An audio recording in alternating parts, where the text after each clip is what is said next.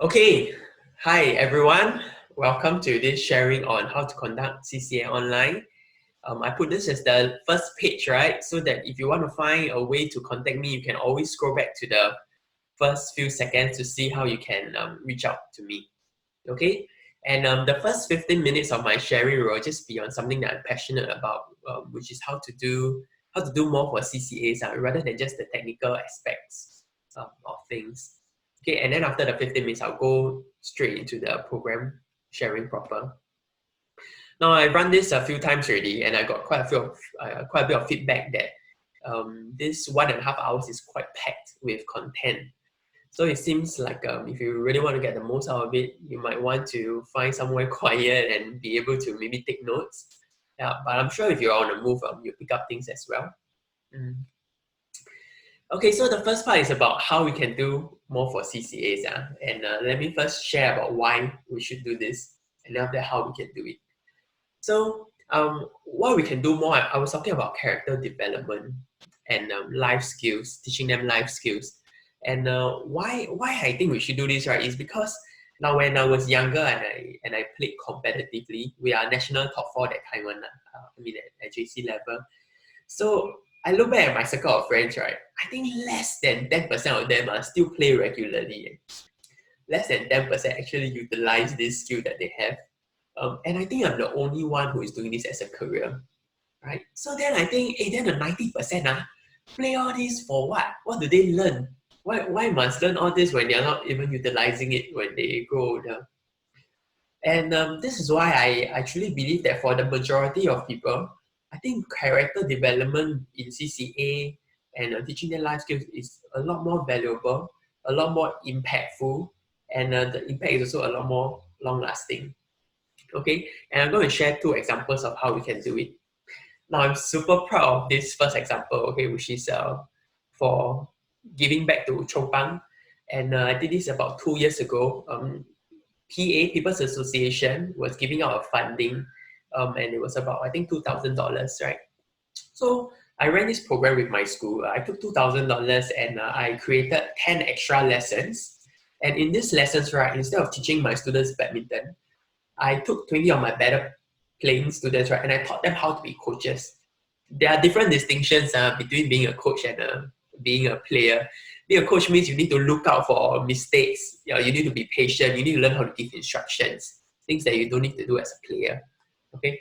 After these 10 sessions, right, my students craft out a training program, a 2 days training program for the residents of Chongpang, and then you round off with a 1 day badminton competition.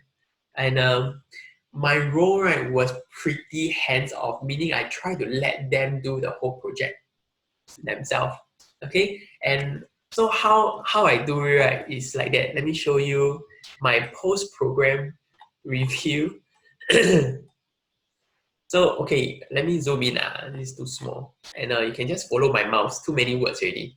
So you see all these headers, right? These are the departments that I created.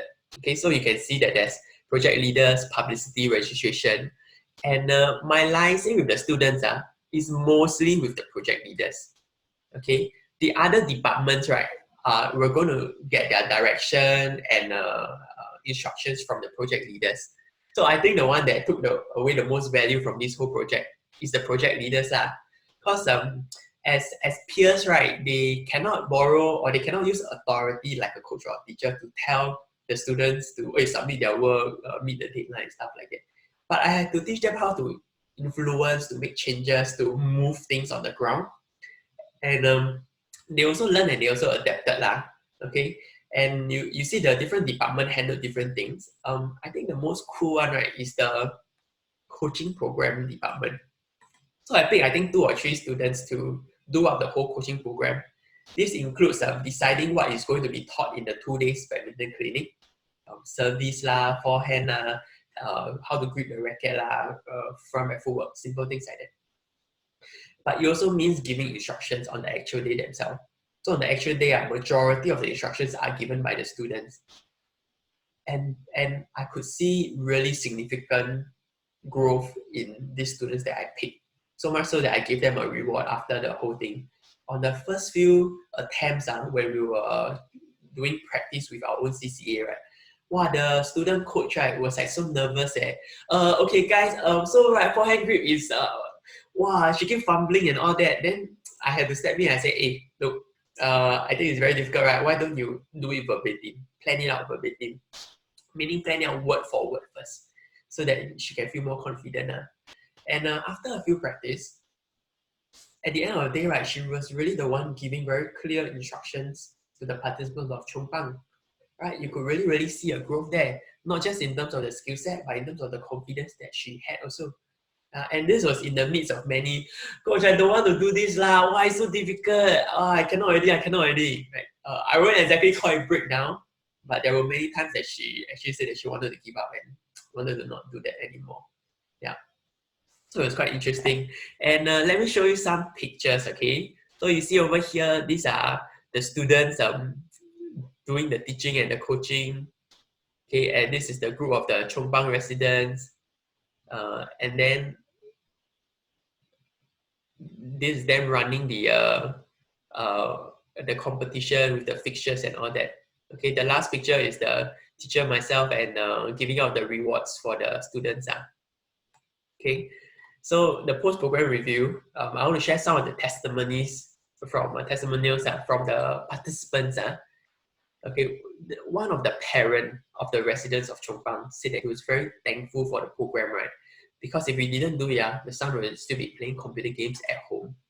Wow, this one made me very happy, and he also really had a lasting impact. I don't know whether it's lasting, okay, but it was a powerful impact on the students also. In terms of the skills that my students have learned, right? They learn how to speak up and give instructions, like I mentioned.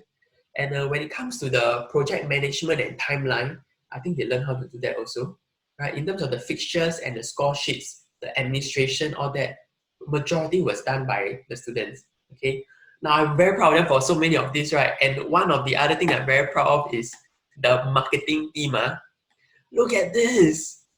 My very little instruction, right, was to like, hey, you know what? You online, right, got a lot of software and program free, right? You go and find how to do a banner. And they just like that, she go and do it.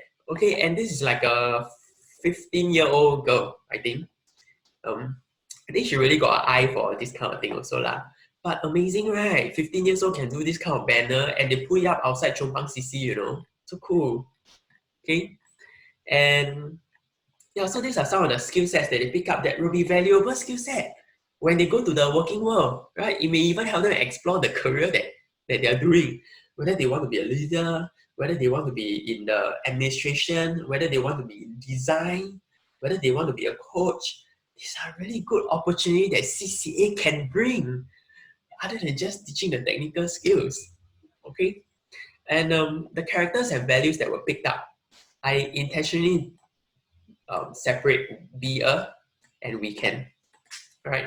Because I think from young, our teachers, our parents always say, 你要做一个有用的人, you must be a contribution to society. We all know this in our head everywhere we go. But when they are 13, 14, 15 years old, they will feel so small. How to be a contribution in society? And even when you reach out to the older individuals, even adults, they will feel like, my skill set so limited. How can I be a contribution? Instead of telling them, I brought them through a whole learning experience, experiential learning, where they actually find out for themselves that, hey, we really can be a contribution. After they hear the testimony from the parents, after they see the smiles on their faces, and when they hear the feedback from the participants like, hey, can we have another run? They know that they have made an impact. And they know that they have the ability to be a contribution to society, no matter how big or how small their skill set is. Okay? Yeah, so this is something I'm very proud that I did with one of the schools that I run. And the other example that I want to give is this Kluang Value in Action project. So I took a group of private students, a very small group, up to Kluang. Kluang is in Malaysia. Right, the first 2-3 days we did volunteering. And then the last 2-3 days, then we go for a badminton exchange program with the local badminton team, the club there. Yeah. So I just share the values in action part. Um,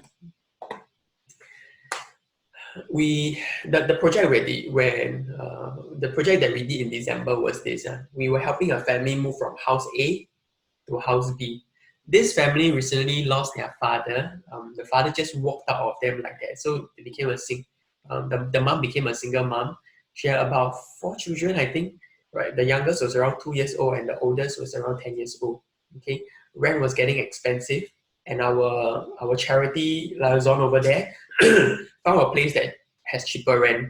So the project that we did was to clean up house B and to give a simple paint job and put some furnitures there, and then move all the things from house A to house B. Okay. Now some of these are available in Singapore. Some of these volunteering experiences. But why this is different, you're going to hear it quite soon. And I do not wish for this to happen. Okay, it's not a nice thing, but nonetheless, it was really an opportunity to debrief and to create really impactful learning for VIA. On the day after the cleaning up, painting, and all that, on the day where we were supposed to shift things from house A to house B, we arranged with the mother that we will be there around 2 o'clock or so. I can't remember the exact time, right? But when we were there, the mother was not there, and the children were half naked, and they were all wet and filled with paint. Paint is a PAINT, paint, the house paint. And everywhere was like a mess. The clothes were not packed, everything was dirty and stuff. And the children were like having fun, running amok. Wow, so I never see my organizer so angry before, okay, and I've been there for years. Wow, and this was the time that I see him so frustrated, and he tell me like things like, "Wow, I see like help people so difficult," things like that. After 15 minutes or half an hour, the mom finally came back, and my organizer scolded her like, "Hey, why you leave your children here like that? You let the oldest one, who is only like 10 years old, take care of everyone, and like everything is even not even packed when we're supposed to move by now, right?" Then the mom, I think out of stress and frustration, also broke down and cried like, "Why everything is my fault? Why is it so difficult?" I started scolding the children. "Why you cannot help me take care of?" Then after that, the organizer scolded the mom also. "Why you scold the children? It's not their fault. You are the adult. You must take charge." Wow, it was a chaotic scene. But this is the reason why it is impactful, and this is why I bring my children up there to volunteer. You won't get to see such things in Singapore. And as a social worker myself for some time, I will say this, when I was a volunteer manager, I make sure all the volunteering, right, is more or less prepared sui, right? If I want to shift things from house A to house B for a family, I will have spoken to the family for weeks and prepare them and make sure they're ready and organized before I execute something like that. When the volunteer come to shift the things, I'll make sure you'll be no problem one, and being in our culture of like excellence and efficiency, really chances are things should just move very quickly. And because of confidentiality and all that, you won't have so much chance to interact with the family, and you won't have an opportunity to see something like that. Now, I just want to say again that I really don't wish for this to happen again. But it was at that moment that I knew I could do a very powerful debrief with my students. I asked them like, "Hey, who do you think are ready? Who do you think will be ready for help, and who is not? How do you tell? How would you know that a family is ready or not ready for help, right? And who is worth helping, and who is not worth helping, right?" And I asked them also like, "Do you think this family will still be around? Will still survive after 2 months or 3 months?" We did it in December, and some of them were guessing like, by January, February, I think the house should just return to its original dirty state. And through my debrief with them, you could see the different values in the children also. Some of them like, were very upset They were like, "Wow, waste of time Why make me do all this?" And like, I think they won't even last like a few months. So the debrief could also bring out certain things for you to address in the children. At the end of the day, I think that it was a powerful experience for children to see that helping people is not always so straightforward. Poverty is more than just giving money as a solution. Sometimes it's a systemic issue. Sometimes it's a lifestyle or mindset issue that we need to deal with, right? And I mean, just some details here, right? Other than just shifting the house, my organizer was also committed to helping them come up with a schedule every day so that the mother can manage the children and stuff like that. Yeah. So I was supposed to bring my students up from my secondary school in September this year to Kluang, but then this COVID thing, so I couldn't bring them this September, but I will bring them next year if let's say this COVID thing is more or less addressed or resolved.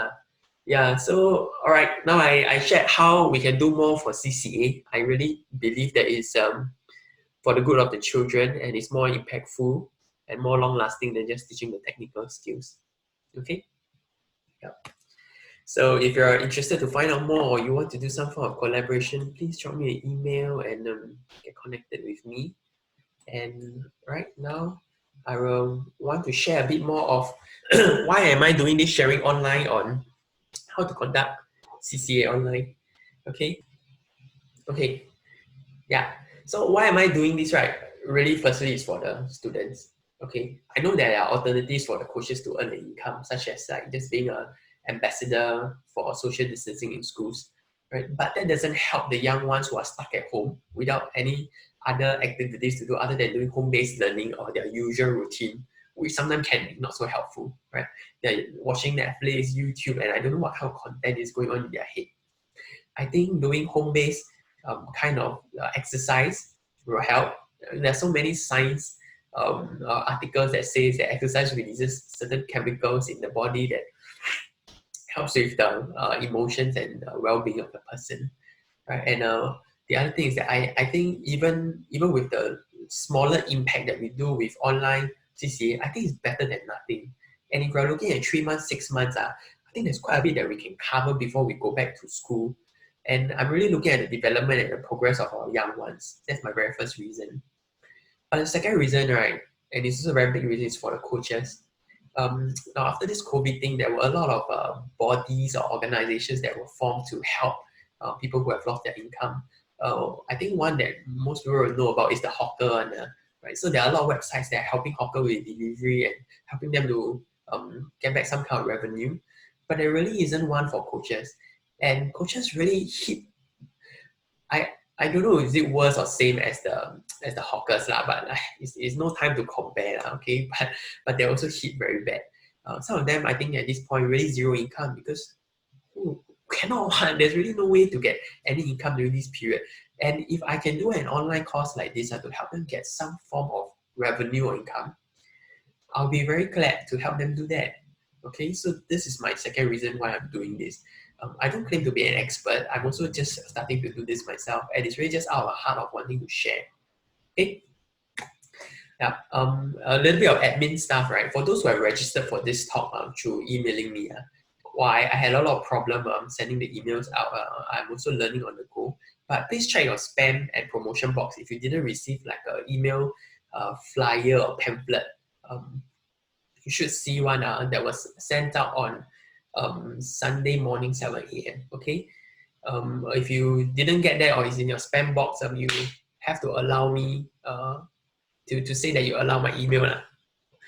Okay. I will go into the sharing proper, how to do ECCA online. A bit of background is that I've been mentoring youth since 2009. I work in a youth development charity for 5 years. Part of my time there, I was like a life coach counselor, and part of my time there, I was doing programs and volunteer management. I've been playing badminton since primary 5, and I've been a part-time coach for about 8 years, but full-time about 3 years. My wife is also as a educator and a youth worker in that sense, right?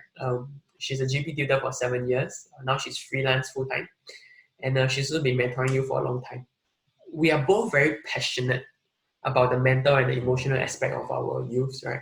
It's really more than just the skills. It's really more than what they can achieve or their success and failures, but it's really about their growth, in terms of the mental and emotional state. Okay. A few disclaimer before we start. Take notes. All right. I will not be sending the slides out at this point. Okay, ask question is not so relevant. It was more for those that were live lah. Okay. And a few other disclaimers is that look, I'm a badminton coach, and so very naturally I'll be sharing from a perspective of badminton. But I bear in mind that there are other sports, right? Even non-sports CCAs like band and drama, which I think are even more suitable for online CCA. Okay, right? You later on you will hear some examples. To make this applicable for everyone, I also try to share in principles so that it's transferable. But I need to give examples so that you have a sense of how to apply those principles. So I will try to balance between, okay? Now, copy and paste means do not copy and paste my program for your school. Not because I'm scared or what, right? I'm already posting this online, so I'm not scared that you want to copy and paste. But because every school has different dynamics and different profile, right? Some schools are like top 4 every year and they're more performance driven. Some schools are beginners, right? They want to create interest in the younger ones. Some are like primary school, some are like secondary school. Everyone is different, so don't copy and paste, right? Learn the principles and then do your own program. Last disclaimer I want to make is that, look, CCA online, right, is very possible, but it's also very challenging, okay? I'm not saying that I've successfully hit everyone and this is easy and let's all shift to online CCA. I'm sure at the end of the sharing, some people might realize that, hey, look, eCCA is still not viable, and I'm ready to accept that because it is really very challenging, okay? But the challenges can be overcome, and I'm going to share with you some tips how. Okay. So this is a extra recorded one. The rest of the content is specific for coaches and teachers, right? So from the session objective, you will see whether this is for teachers or coaches. All right, enjoy the session. Okay, let me show you what I shared with my teachers yesterday. Okay, so I wanted them to have a sense of what CCA is like if it's conducted online.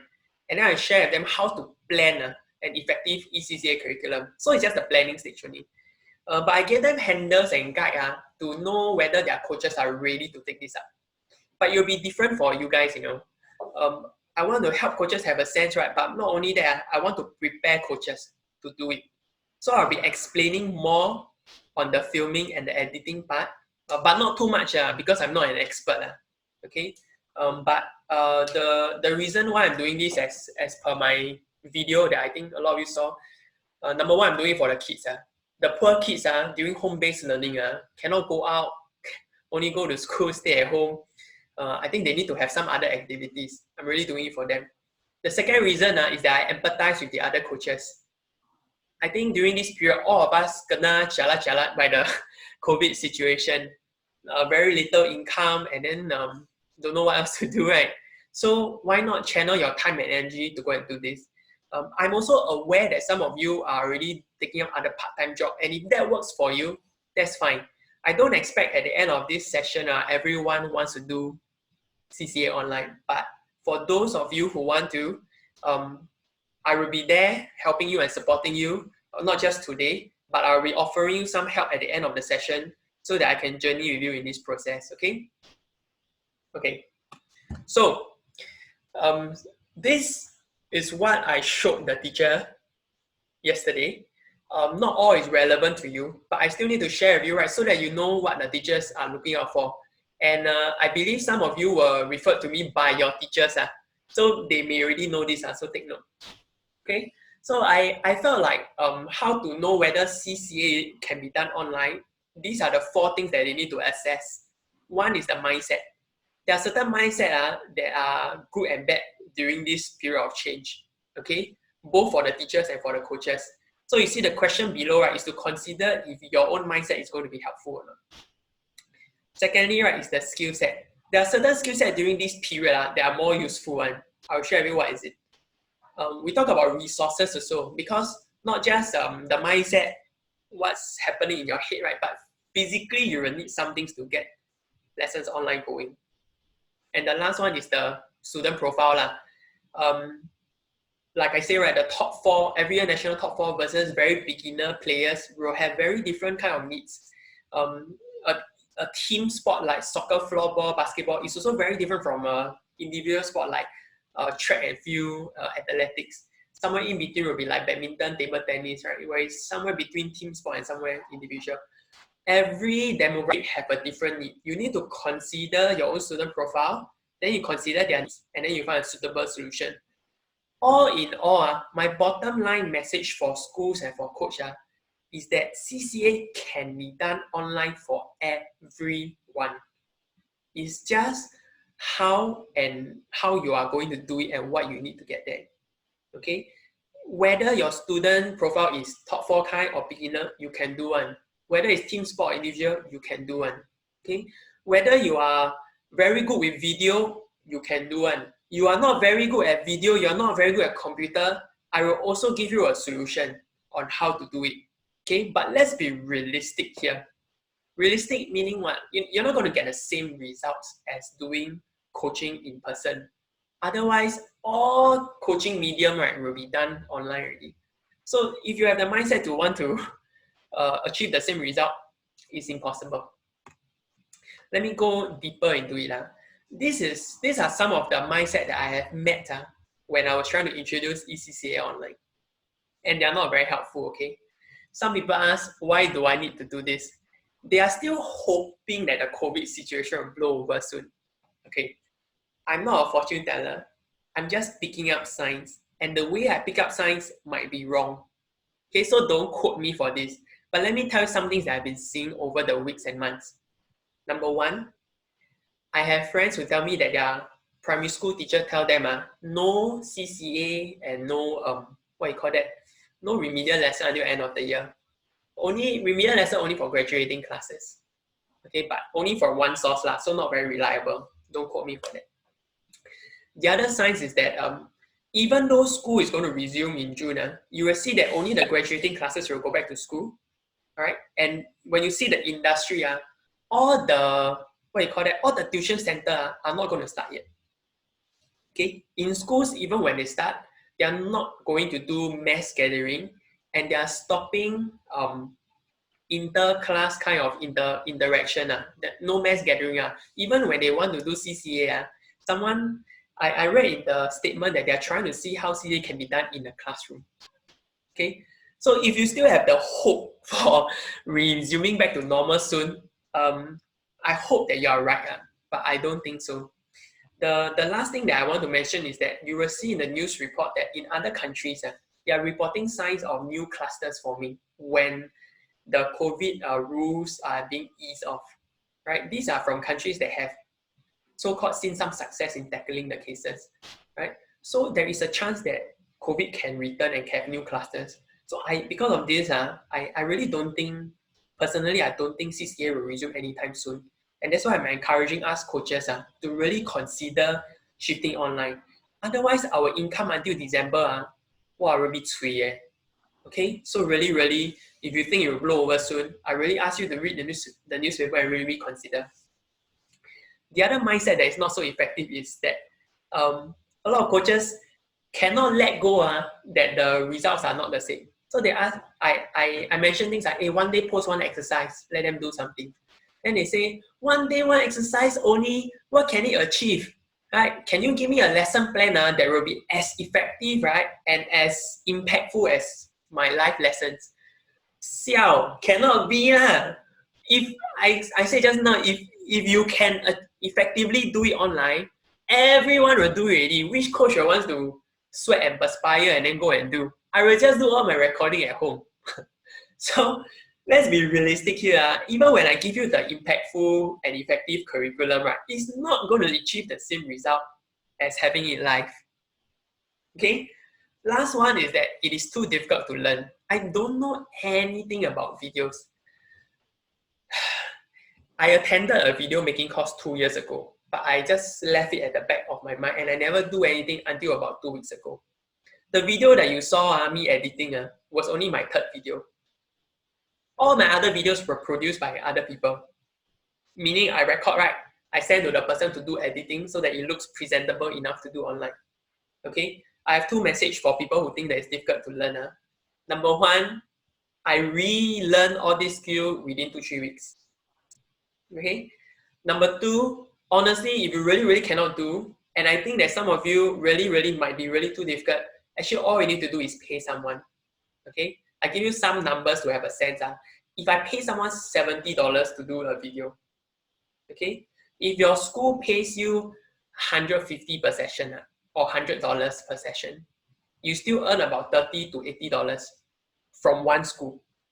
If you do two schools, you will earn the $150 plus the $80. Is it still worth it? You go and think about it yourself. Of course, if you want to learn everything, you will save the most money. But if you really cannot learn, you pay someone to do it, you will still have some form of income during this period. And that's why I want to encourage you to rethink and relook at it. Okay? Okay, so what will be helpful during this mindset, right? I'm actually reaching out to coaches who wants to continue to engage students. Like I mentioned just now, right? No HBL, no sports. I think it's very bad for the development of the kids. Okay, I'm also looking out for coaches, right, who want to walk the talk. Very easy for us to tell students to learn new things. You know, when a student come to you new, for example, like my sport, badminton, coach, how to do football so difficult. Very easy for coaches to say, hey, like that, I show you, so easy, just practice. Now is the time to put the money where the mouth is. You know, you say, so easy, right? Okay, you show a student how you learn something new. And I tell you, there will be a new level of respect when you tell your students that you learn all this within a few weeks or a few months. Honestly, I didn't get that response yet, right? But really, my kids have been making fun of me. Wow, coach, now you YouTube star. I say, you shut up, I'm doing this for you. But I have a rapport with them, that's why I say that. But then he say, yeah, I know lah. I'm really doing this for them, it's not for the fame. Okay, the last one, right, you need to start now. Because it took me a while to relearn the skills. And even at now, I'm still not very proficient. I spend about 1-2 hours doing each video. Just the editing part, not the filming. Yeah, so if you think this is a viable option, right, I want you to really take some steps to go and do it immediately. Don't wait until next week. Don't wait until school announce. By the time school announce in June, or they get back to you, then you need another 1-2 weeks buffer. Okay. Next one, in terms of the skill set, what is important, right? Well, I cannot emphasize enough how important creativity, flexibility, adaptability is during this period. You will see how this is important in the planning of the curriculum and running it. Really, if you don't have this skill, it will really be very hard for you to do it. However, I also have thought of ways to support coaches who really cannot think out of the box, okay? I'm thinking of setting up support group. Not necessarily all the badminton coaches, but I think all the racket sports can come together. Then we can think about similar ideas and how it can be transferable. Table tennis, badminton, even floorball might have similar ideas, okay? Then the band, what I call that, Chinese orchestra, dance, or that they may have similar ideas. I will share some later. Next one is breaking down of skills to cater to different learners, right? So this one is, you know, in real life, sometimes we teach skills very fast-paced and very broad that we don't even realize. You know, when we talk about a forehand swing, how many joints are moving? I went to watch this documentary on sports science. You know, even a simple move like a forehand swing for badminton, at least 4-5 joints are involved. Ankle, knee, hip, shoulder, elbow, wrist. You didn't realize that? Some of you might not realize that in your own sport. But now is the time to break down so that we catch all these little details and really get the basics right for our students. Okay. Last one is eyes and skills for editing. I feel like I really don't have this also, and I learned along the way. Okay. And I want to say this to coaches, this is a skill that you can pick up one. I'm not a very aesthetic person, but then I managed to pick some skills up. But again, right, my solution for coaches who really think you cannot make it in this area, just pay someone. Like I say, you pay for one video you use in 2 schools, you still get paid by 2 schools, it is still worth it. Okay, we talk about resources. For coaches and teachers, okay, in terms of resources, I got 3 categories. It's in the next 3 slides. So I got some for coaches, teachers, for students, and then external. So the coaches teachers one is that my computer is 2K, okay, but I don't think you need to get a 2K one. I think it's 2K because I bought a very, very thin one. But I remember that time when I was looking out for a computer, right, 1K, borderline 1K has good enough specifications to get this computer ready enough to do editing. Okay? But Chinese say 一分钱一分货, right? English is, I forgot the phrase again. Put your money where your mouth is. Yes, my wife is a GP tutor. Okay, and pay for what you get. Okay, so yeah lah, you spend cheaper, then maybe your loading, rendering, all that will take longer. Okay, the next one is the software. I use this thing called Filmora. You don't have to do the same. Okay, there are free versions out there, and you can use. I was using a free version before, but because I wanted more, right? I want to make the video more exciting, more interesting, right? Wow, that I very take because the software very limited. Honestly, if you don't need to be very nice, use the free software, is good enough. Okay. Camera, you use your own phone can already. I just have a nice enough friend that lent me her $800 camera. That's why like that.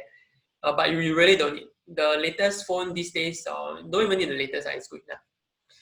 Tripod to hold your camera, you can get it from Carousell at $20, $30. Lighting, Carousell, $90. Okay. I think some of them still do delivery during this period. Okay, so I think you can go and click and go and find out from them. Of course, you might think why you need lighting, why natural light is not enough. It's not enough one. Later I show you one editing video for you to understand. Okay, but of course, if you don't want to pay for lighting, two solutions. One is you record in the day. The video that most of you watch, right, when I was asking people who are interested about conducting CCA online, that one got no lighting help at all. It was just sunlight. Right, but all my other coaching videos all use the other solution that I was going to mention is that I have very bad lighting at home, but I use post-production editing. Meaning, right, I use the software. I use software to change the lighting to a bit brighter. But it's very tedious and very time-consuming one. So alternatively, pay someone to do it. Okay, what your students need? Shuttlecock can take from a coach, right? Or whatever sports that you are in. I know that some sports might be hard to put the equipment in everyone's hand, like maybe basketball or soccer, right? Consider and be creative about thinking of alternatives. So maybe ping pong ball or tennis ball. Right? You will say, what cannot be the same one? Of course, it's not the same lah. We mentioned this just now, right? If you are looking at the same effectiveness, you can't reach it one. But to me, 1% improvement is better than stagnant for 3 months. Can you imagine no CCA for 3 months? How are they going to return? They have to come back a very steep slope, So, right, how will a tennis ball or ping pong ball help, right? It will at least help with hand-eye coordination. It will at least help with timing. It will at least help with some form of the muscle movement, like kicking the leg or the hand. It will be some form, okay? We're not looking at 100% effectiveness, right? But hey, if you use tennis ball instead of soccer ball for soccer players, you don't have 100% effectiveness, but at least got 5%, 10%. Better than 0% over 3 months, right? Or over 6 months. Go and consider it. Okay. So I'm going to get ping pong ball for my students, badminton students, and I'm going to get exercise band. Exercise band is a very good alternative for weights. Dumbbell weights too heavy already and very expensive. My exercise band I buy from Shopee, $2 only. Yeah, you can, there are different strength. So you can buy one light one and one expensive one. And you can do a lot of position. Shoulder press, chest press, even legs, right? You just need some form of support, like the door grill or what. You can tie to the door grill to do hamstring pulls and stuff like that. You just be creative. You really can find a way. Okay, yoga mat, not necessary. But if you want, Shopee, $3 also have, $30 also have. $3 one is those like swimming pool foam material, that kind of. Musical instrument, I think will be an issue for those band CCA and I don't know, guitar ensemble or violin. Those you might not be able to give your students, right? But we can explore the other parts of the CCA. For example, like paying attention to different tunes, different genre, exploring different emotions of the face for drama club, right? Anger, surprise, shock, sadness, a lot. Okay, So I mentioned just now that, okay, if you have trouble doing all this, then how? This is what I pay for. My video editors cost $50 to $120 per video. If they just want to do touch up, change the lighting, add one background music, $60, $70 only now. If I want to do like the video that I send out, it will cost about $120 because got the subtitle lah, then you got the nice effects all that. I did it all myself, but if I want to send it out, it's $120. Physiotherapies, right? I paid $420 for a 6 months program. Why do I do that? It's for the safety and credibility. I will explain more later, okay? But I want you all to really be open about considering this. This is, I think, what helped me to secure my place with the schools. I mean, of course, among other factors. If you don't have physiotherapist friends, of course, I can recommend you mine, but you can consider fitness instructors also. But the difference between these two, I think, I'm not so sure, but I think fitness instructors might be very good with what you call that, nutrition and exercises, right? But physiotherapists have another level of expertise in the joints, the tendons, the ligaments, and the muscle, and the overall movement of the body, coupled with safety issues, how to prevent injury during the exercise, and how can exercises prevent injury next time. Yeah, so because of that, right, I completely bought into it and I just asked them to give me one program. You think about it, $420 for 6 months, right? It's about $10 per session only. I will do a breakdown for you later. Last one is the content creator, filmmaker. I do two price there because $970 is the actual price, but they are WSQ certified, meaning, right, you can automatically be funded 90% and you just need to pay $132. What's even better, right, if you haven't do your skills future, $132 can be covered. So actually you don't have to pay anything at all if you want to go for this course. Okay, just answer one quick question about pre-recording session. Pre-recording session got good and got bad versus live session, okay? Now, pre-recording means it's one-way communication. It's like watching YouTube. YouTube, right, the computer talk to you, right, but you cannot talk to the computer. Right? Information is one way. But live session, right, is two ways. So live session, right, I can give feedback. If I want to do a netting drill, netting means hitting the shutter up, that kind of, or like I want to check their posture for service. If I do a pre-recorded session, they can learn how to do, but they got no one telling them that they're doing it wrongly. Okay, so pre-recording session, you cannot give them feedback. You might need to do live session if you want to give them feedback. But what's good about pre-recorded session, right, is that you can do it anywhere. Meaning, if I want to do sprints, if I want to do stairs climbing, how am I going to carry my laptop or my phone and do live session and ask them to run with me? Cannot. So if you want to do stairs climbing or you want to do something outdoor, then you will have to do pre-recorded session. So I wouldn't say pre-recorded or live is better, but they serve different purpose and they have pros and cons. Okay, let me move on to the other consideration. The last one, right, is the profile of the CCA itself and the profile of the students. So profile of CCA is like whether you're a sports CCA or not, whether you're a team CCA or not. Okay, you see below I put the level of expertise. So top 4 versus beginner, different. How is it different? Give you one example. Let's say we talk about badminton, top 4, national top 4. Do they need to learn how to hold the racket? No need one. They probably have private training outside that teach you all this already, right? They will probably need to improve more on accuracy, stamina, and strength. Then this will be what your videos will focus on. Okay, and I tell you, it's completely possible. Possible. For example, right? Let's say we want to do an accuracy drill. They want to learn short service, double service, that kind. How? Got no net, got no cord. Let me switch off the sharing and show you. So I'm going to do this drill myself, okay? By example, right? All you need to do is give them the measurements of a badminton net. How high is it? Find a wall, then paste a scotch tape over there. Then there will be your makeshift wall at home already. Measure the distance between the net and the first service line. Then measure this to yourself.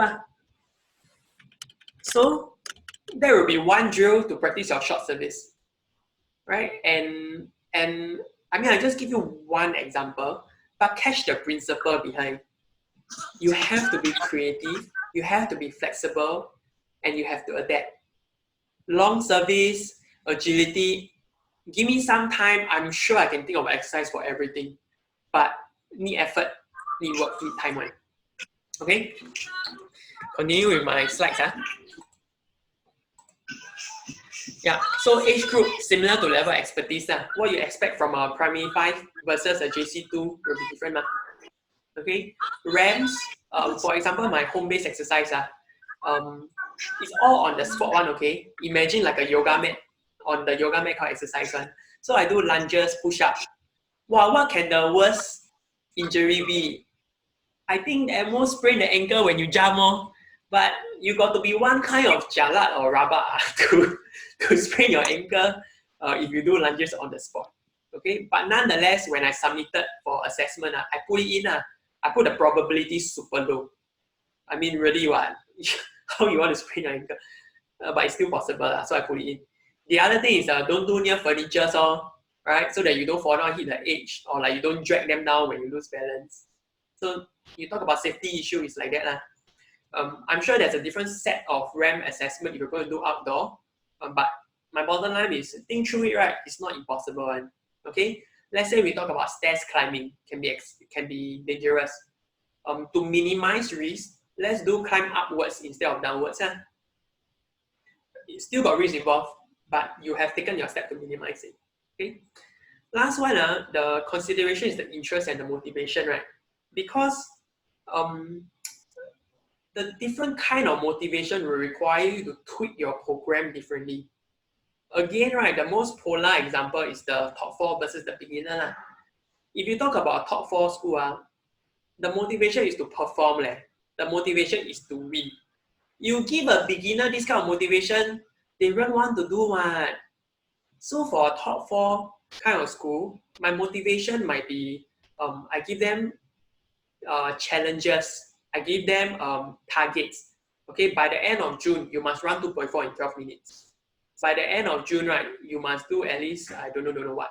Or I give them a weekly challenge. This week, 200 push-up. You divide every day 10, every day 50 or what. Give them challenges because their motivation is to perform. But for beginners, which I think is most of us, right, the motivation will be to engage and to make it interesting for them.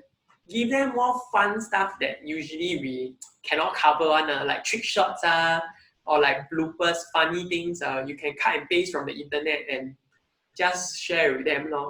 Right? My bottom line is that no matter what profile your CCA, no matter what profile your students, you can still do CCA online. You just need to think about what is their needs and then you need to tweak it according to that. Okay, I cannot click again. Okay, I come to the end of one segment. Let me take I think 1 minute break. Okay, 1 minute break, right? And then I answer some questions.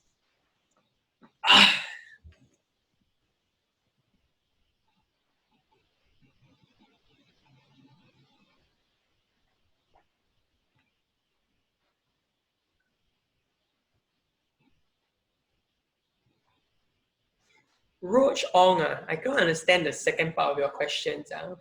For sports CCA to engage in a more non-sports activity. Clear my concept about sports CCA. Okay. Yeah, but everything also need to be conditioned on. But it can be done on. Okay.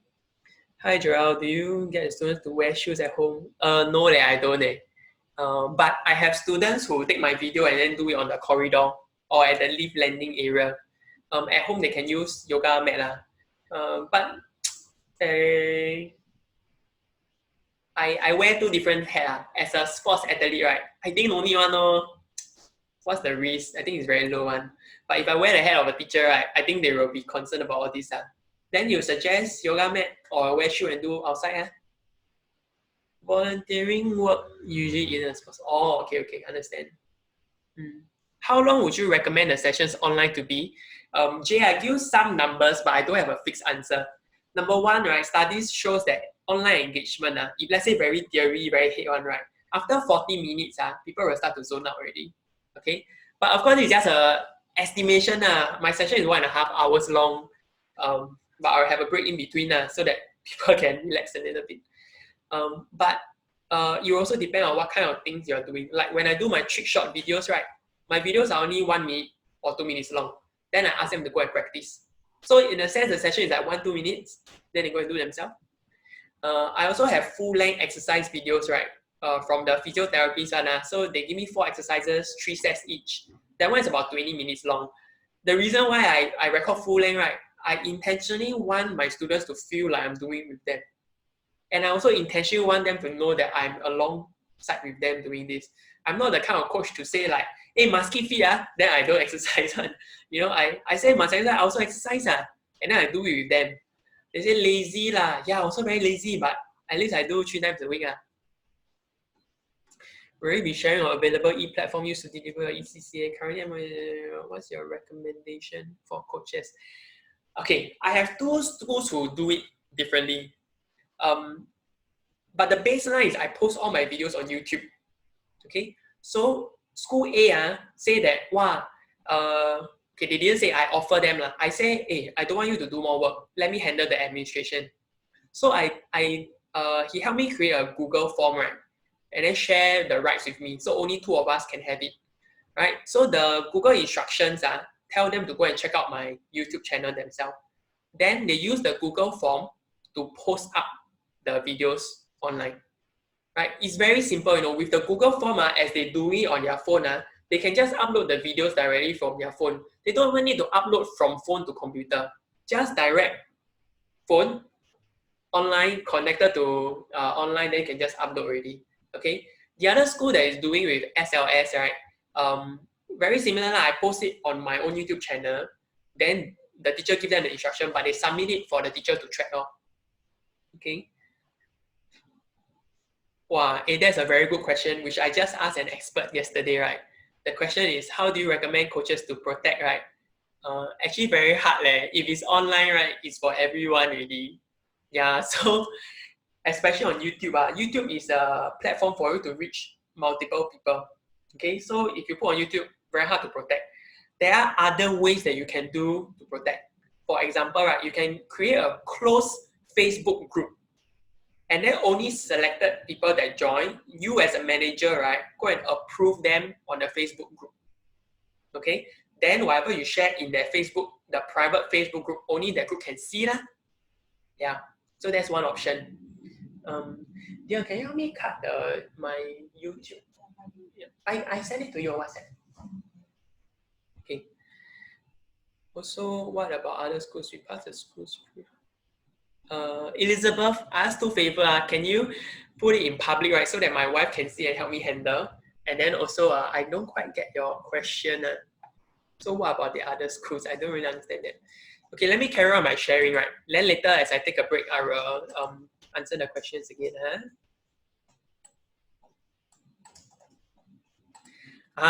Okay. I think the next part of the sharing will be most valuable to everyone. I came up with this myself, and you know, one of the skills that I talk about is breaking down learning, right? So I took some time to think about actually what is CCA and what's the difference between CCA and academic learning in class. Why not just have PE and teach those sports, teach those skills there? So I broke it down to 3 things, right? The first one is the fitness aspect. This is your physicality, meaning your stamina, strength, speed, agility, all those things. The second one, right, is sports-specific technique. So football have their own, floorball have their own, badminton have their own, basketball have their own. Okay, we are not only talking about the playing technique, right, but we're talking about the rules of the game, the strategies involved. When is the offensive play? When is the defensive play? This is sports-related one, sports-specific.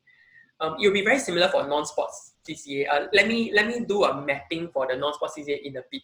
Okay, let me explain the last one, which is the social emotion learning, which I'm most passionate about. Okay, this is about your mental resilience, teamwork, empathy. Most coaches will just say the discipline part and the character development, but there's really a lot more. You know, I think most of you were here when I shared about the Chong Pang CC project. You know, the character part, right, they learn about empathy and they learn about caring for people even though they don't have to. And I didn't just teach them with my mouth, right? But at the end of the day, they actually got a connection with people and they actually do want to give back. They asked me to do a rerun. But my problem is no funding lah. And then I cannot take time out of training, right? Just to train that 20 people to do this, the teacher also run one. That 20 sessions that I had, right, was on top of the usual training, by the way. Yeah. So the other thing about social emotional learning, right, is not only the empathy and the care, right, but it's also the life skill that they learn. Because I was quite hands-off with the program, right, they actually learn how to manage a project timeline. I gave them milestones to hit, and then they try to do it. They also learn things like communicating with teammates, right? Because I only talk to the team leader talk to the department heads, like the program planning, the coach, the fixtures. Then they make sure that things are done. So of course got argument, but you pray that there's argument, because when there's argument, right, then they can learn. Then I tell them, okay, now we learn patience, now we learn understanding, now we learn consideration. Why do you think they think like that? Why do you think they demand like that? Why do you think they were upset? These will give them skills that will be relevant in the working world next time. Right? And then other things like budget management, other things like doing Excel sheet, all these things CCA don't really do usually, but if we are creative a bit, actually it's a very good opportunity to grow all these skill sets. They are way more relevant than actually how to hold a racket or how to serve the shuttle or smash. All these skills they will actually bring with them for the rest of their life. Okay, so let me map it out on what a non-sports CCA will look like. Hey, but make sure this is relevant. Can I have a sense how many non-sports CCA coach are there here? If you are here, right, can you just type out your CCA in the group chat so that I know? If don't have, have, okay. Dance revolution. Okay, I better. Oh no, did I trigger some people? Okay, can already. Thank you. Okay, let's see. The most. Okay, let's do dance and let's do band. Let me show you how it can be mapped out here. Okay, very fun one. I think non-sports CCA, right, even more suitable for CCA online. My wife was a band teacher in charge, so we were discussing, right, and we say that for non-sports CCA, right, it may not be so distinct in terms of these three: fitness, technique, and social emotion, but it could be all joined together. So let me give you some idea of what drama can look like. Okay, drama, every month you can explore one emotion. For example, right, let's say anger. Every month one emotion. Every 2 sessions, one component of the being. Meaning what? 2 sessions talk about what's in the head. How do you think? What are you thinking? Oh, you're thinking about killing the other person. No.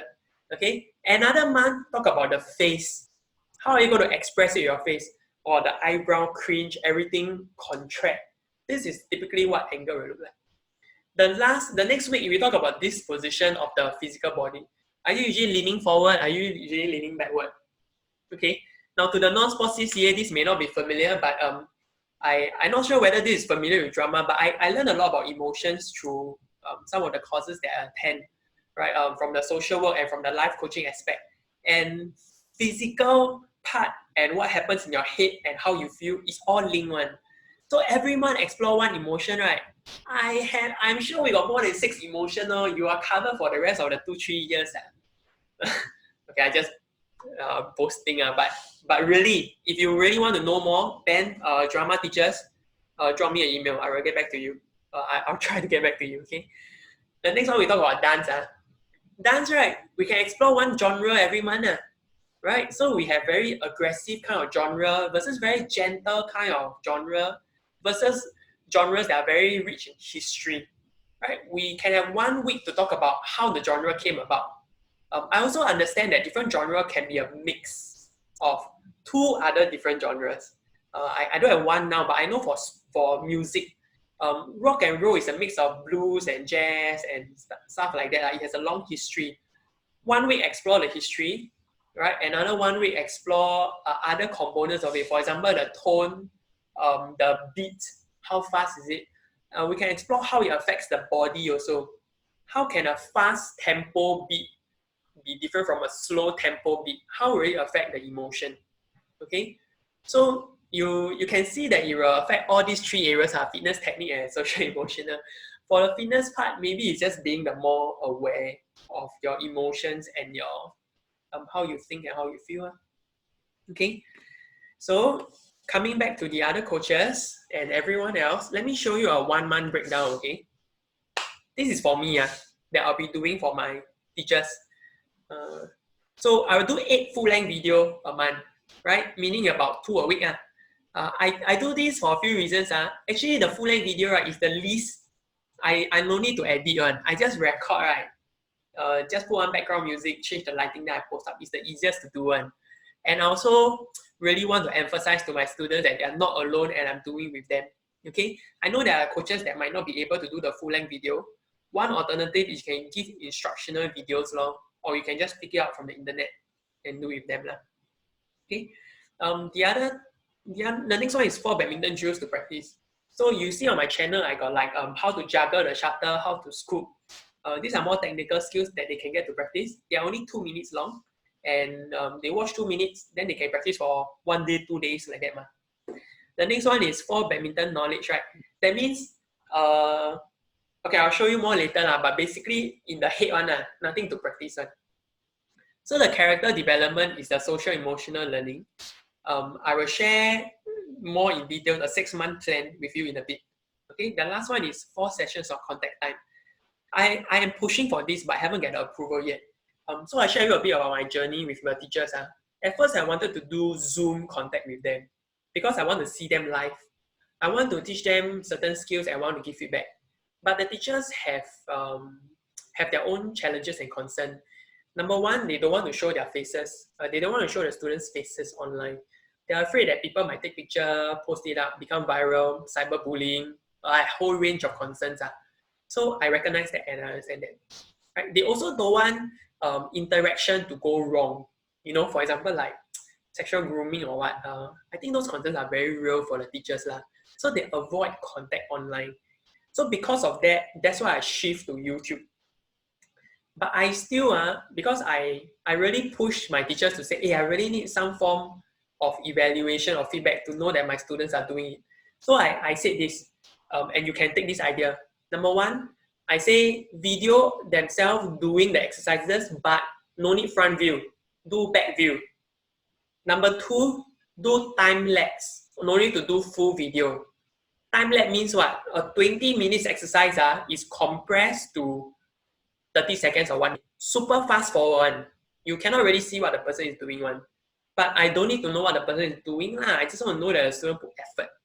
So with all these, right, I address the teacher's concern of, no cyberbullying, no sexual grooming, and all that already. Right? So you can take the idea. But I'm still pushing for contact time because you can find this article in Channel News Asia about 2 days ago. Mental health issues are on the rise, family violence is on the rise, and people are lacking interaction and some form of socialness. I don't know what I call that. And I told the teachers this yesterday. I said that social distancing is really a wrong term to use. The more accurate term is physical distancing. You want to be 1 meter apart, that's called physical distancing. But social life can still go on through Zoom, through Google Hangout, through Facebook, through Instagram, through Snapchat. Okay, so I want to promote social. I want to be on the same side as the government to prevent physical distancing. Okay, here's the 6 months breakdown. You can have an idea, right, and then replicate for your own sports or even non-sport CCA. So for my first month of June, and bear in mind that this one is only once a month, so not so tedious. Of course, you're very confident you can do twice a month. So for June, I'll talk about respect. In badminton, we talk about stroking with the partner or the player, make sure your attire is right, shake the hand of the umpire, greet the umpire. So we talk about how to start well and end well. Right? We talk about, in July, we talk about during the game. What happens if a linesman make a bad call? Then how are you going to shout and all that? Or what are you going to do? So I'll show them some clips, you know, like maybe Lindan or Lee Chong Wei, how do they respond to a bad call, right? And I'm going to share with them my perspective. And this is what my interpretation of respect is. Respect means you know what is right and wrong, right? And then you act accordingly. So if the linesman made a bad call, I'm not going to shout at the linesman, but I'm not going to not do anything about it also. I tell my students to go and tell the umpire respectfully that, hey, I really think that the call was wrong. It's in, it's not out. But you are the umpire, I will listen to you. Okay? So it's a very respectful way of communicating how you feel. But at the same time, I'm not asking them to be timid and to be like, no backbone. Linesman say out, then outlaw bo pian already. No what? We are athletes, right? We want to win, right? So I think this is a healthy approach to respect. And I will share this. So I just share with you this example, but it will be across from now till December and according to the plan that I have over here. Okay? Next, 6-month schedule of badminton knowledge. So bear in mind that this one, I plan for 4 sessions a month, so once a week. In June, I will talk about rules of badminton. In July, will be the different attributes of a player, then equipment, positioning, So I'll give you an example. In June, right, first week, singles rule, like the line, what does it mean and all that. Second week, doubles. Then third left, what about your standing position, service, what you can do, what you cannot do. Then what about during gameplay? Not many people know that, the racket can go over the net or not. Can you change hand? Can you serve with your right hand and then after you play your left hand? All these rules, maybe people don't know and maybe it'll be a bit interesting for them to find out. Okay. In July, right, different attributes of a player. Now, most students, I think, or even most coaches will feel that, a good player is like one who wins. That means very strong, physical, very good, very accurate. Okay? But there's also other things like the mental capacity. How do you remain calm? There's also very good players who know how to read their opponent. Well, if the opponent always use backhand, right, I make sure I aim the forehand. If the opponent always use forehand, I aim the backhand. Right? So that's about reading the game. They're also very very calm and collected players that are not affected by everything. Right? So there are actually different attributes of a good player that we can explore in the month of July. 4 sessions, I don't think it's too difficult. Okay? Let me catch my breath. We finish one part of how to plan a 6-month curriculum. I know that there are different CCAs here. Sports one can somewhat follow what I do, right? But those that are not sports, you might need to think a bit more. But I think that it can be done. At the end of the session, I'll be offering you help if you don't know how to plan. Okay.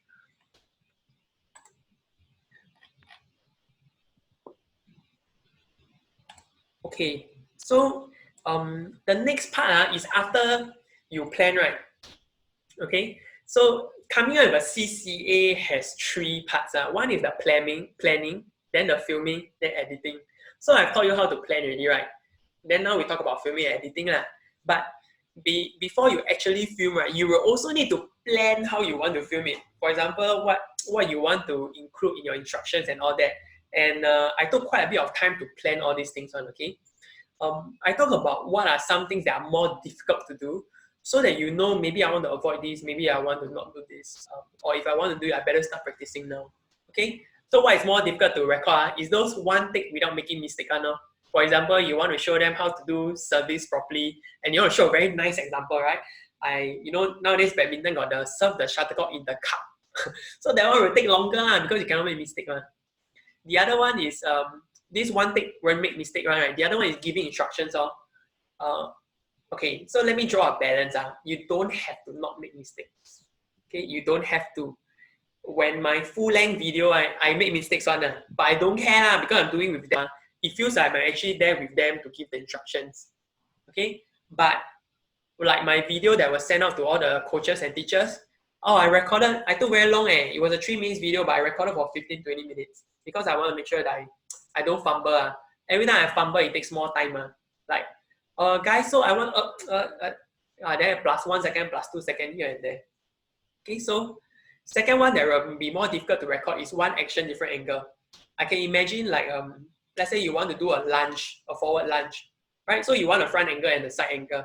Then this will take more time. For me, I taught my students how to scoop the shuttle. So I had the point of view from the person scooping. So my camera was here, my hand was here. So the camera view, right, is as if from my eyes perspective. So it took a bit more time. Memorizing instruction line is similar to the one take without making mistakes. Okay, then so that's the filming and recording part. After you record, right, you need to upload to your camera and you do editing, right? Wow, the most difficult one is subtitles, okay? I will bring you through a short process later how to do this. And then you see my video got the effects, the bubble, the word coaches come out, the word teachers come out, the timing of the Zoom session, all that. Those are called effects.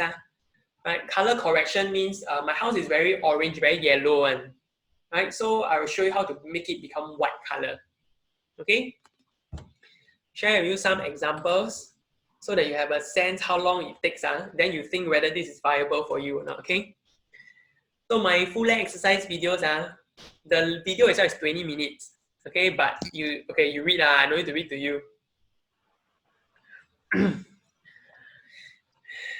Okay, but let me explain some terms.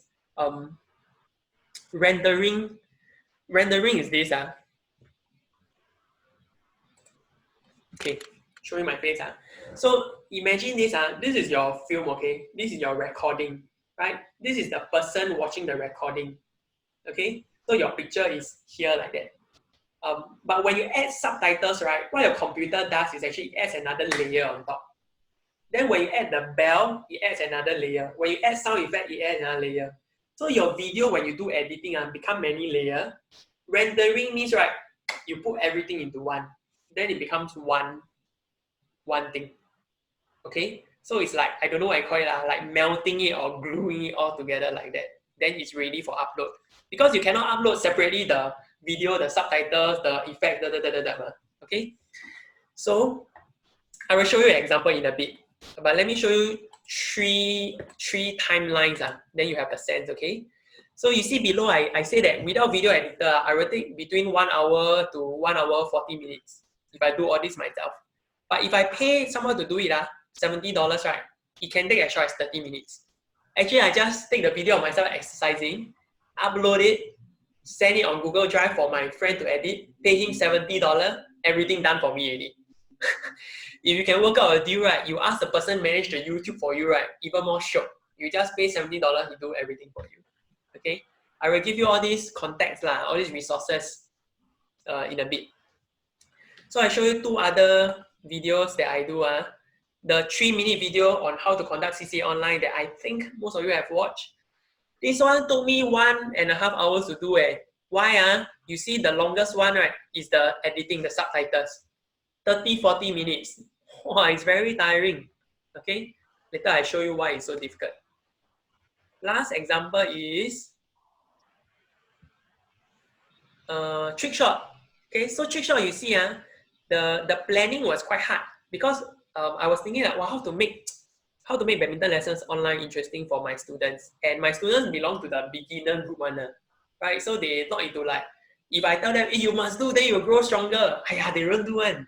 So I make trick shots. So very, very beginner one, right? I teach them how to scoop the shutter. Over 60 minutes, over a few days, right? I planned 9 videos already. So 9 videos is 3 times 3. The first 3 videos is beginner trick shot, then advanced trick shot, then the expert trick shot. Okay, recording took me quite long because I had different angle, color correction, So without video editor, I took almost 4 hours, okay, to do all this. But with a video editor, right, it could be 1 hour. So you see this $80 save you time and money or not? Actually, it does save you time and money. And I mentioned just now with some simple math, right, it actually might be quite worth it because you can send to 2 different schools. And if you're running your own private practice, right, it's a bonus for your students. Okay, so let me just take 10 minutes. I think less. Let me take 5 minutes to show you a rough process of how it looks like to do a video. Okay, so you see, wow, my face very kiampa. Pause at the wrong moment. So this is what it looks like before color correction and after color correction.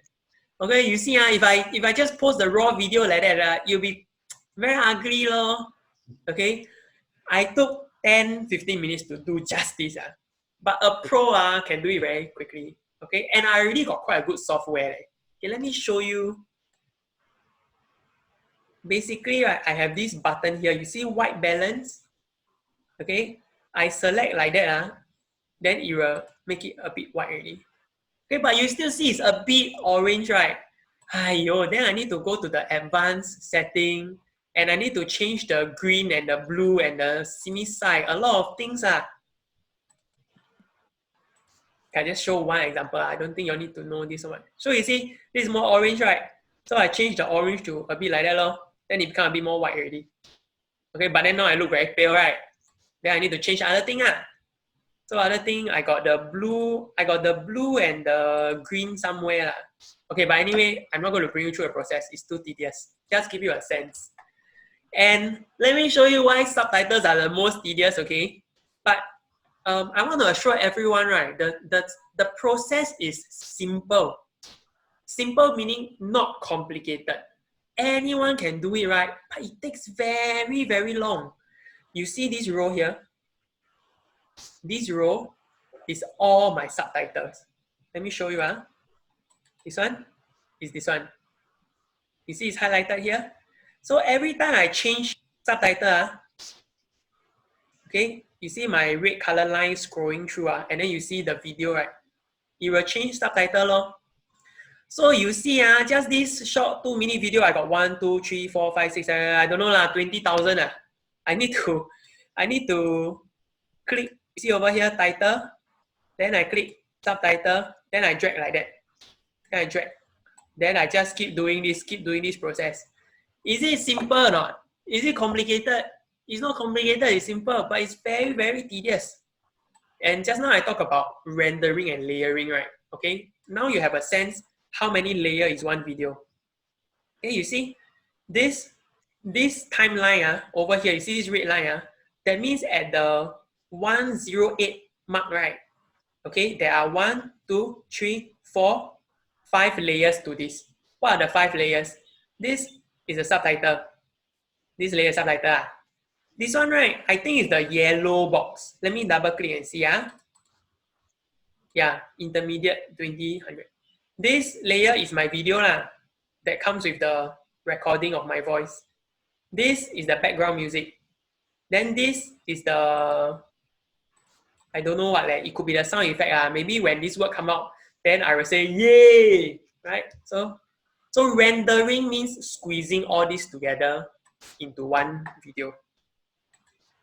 Okay, now you have a sense of what video creating look like. Yeah, Desmond, I know that YouTube can do that, but the limitation is this, it's not very accurate. Plus, because I use Singlish, I want to be natural and real. So hey, don't let that lay. How can YouTube do that? YouTube won't be able to do that. Yeah.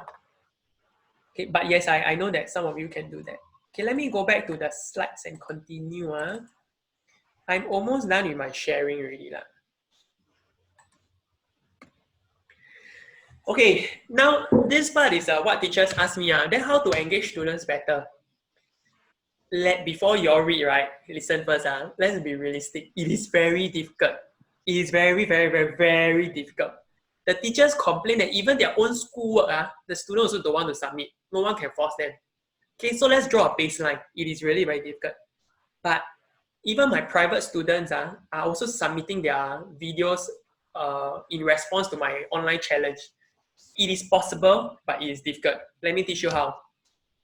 The best way, right, is to be fun and interesting. But it's also the most difficult to be fun and interesting because some of us are just naturally not that. But you think about it, those YouTube stars, just because they are fun and interesting, honestly, some of them got no content on there. But just because they are fun and interesting, they got millions of viewers now. Okay? So fun and interesting is really one way to get people to be motivated. Okay? Second one is to get them to carry out acts at home or in school. Oh, I didn't mention this just now, but I mentioned this to the teachers. For example, like showing appreciation, right? Or like Yeah, it might not be only to the teammates because teammates different class, maybe cannot reach them. But we can talk about showing appreciation for their family, right? And how they can show patience for them also. So you see the next one I mentioned is that journal writing so that the students can interact with coaches in different ways. I want to share with you a real story. I do this with one of my schools, journal writing. It doesn't take much time for the student, but it takes a lot of time for me. At the end of the session, right, I ask them to write down what they learned today, how they feel and all that. At the beginning of every session, right, I ask them to flip to see what they have learned last time and what they want to focus on today. So I also ask them to write like what coach tell me. Because I find myself, I always repeat the same thing to the same person. For badminton, like the hand must raise up when you want to do overhead swing. Don't be like chicken wing hand like that. So instead of me repeating to them, right, I tell them to write it at the back of their book so that it's easy to flip. Every session, before session start, they must flip to the back to see what they need to remember first. That's for the technical skill part. But the one that I really want to share is the social part, social emotional part. I have students who tell me that they're being bullied during CCA. I have students who tell me that they're being outcast. And I have students who tell me that they're struggling to keep up with the training. And it is through these very intimate moments that I can address them. When you do journal writing, it's one-to-one conversation and no one else will read. And they know that I really mean it. With the one who was bullied, the victim, I asked him whether he wants me to step in. He said, I agree with him. I don't know about you, but I was a very naughty student, okay? I was a bully last time. And I know that if the teacher step in, it's just going to make me hate the victim even more. When the teacher not looking, right, I will go and whack the guy even more. Not physically, but disturb them. So the way I dealt with bullying was this. I taught the guy how to handle the bully, how to be firm, how to speak up. But of course, managing the emotion and managing the response of the bully also. So I gave him a way out also. I say, if all these things that I tell you doesn't work, right, you just shout. You just shout something very natural. For example, if let's say he's making fun of you, "Oi, why you like that?" Just to get my attention, right? Then this will be my opportunity to come in and step in. Hey, what you say to him? How come he shout like that? Then the victim will not, or rather the bully will not know that it's the victim that got me, or like the victim pauto the bully one, and then I can address it accordingly. So I will handhold the students to help them to not get bullied. If I just tackle the bully, the victim will probably get bullied in another situation, right? So I might as well give him handles on how to deal with it. Okay, but journal writing is one way that you can interact with your students during this period. How so, right? Someone recommended me online journals that can be viewed by 2 people. I haven't explored that yet, but keep connected with me, right?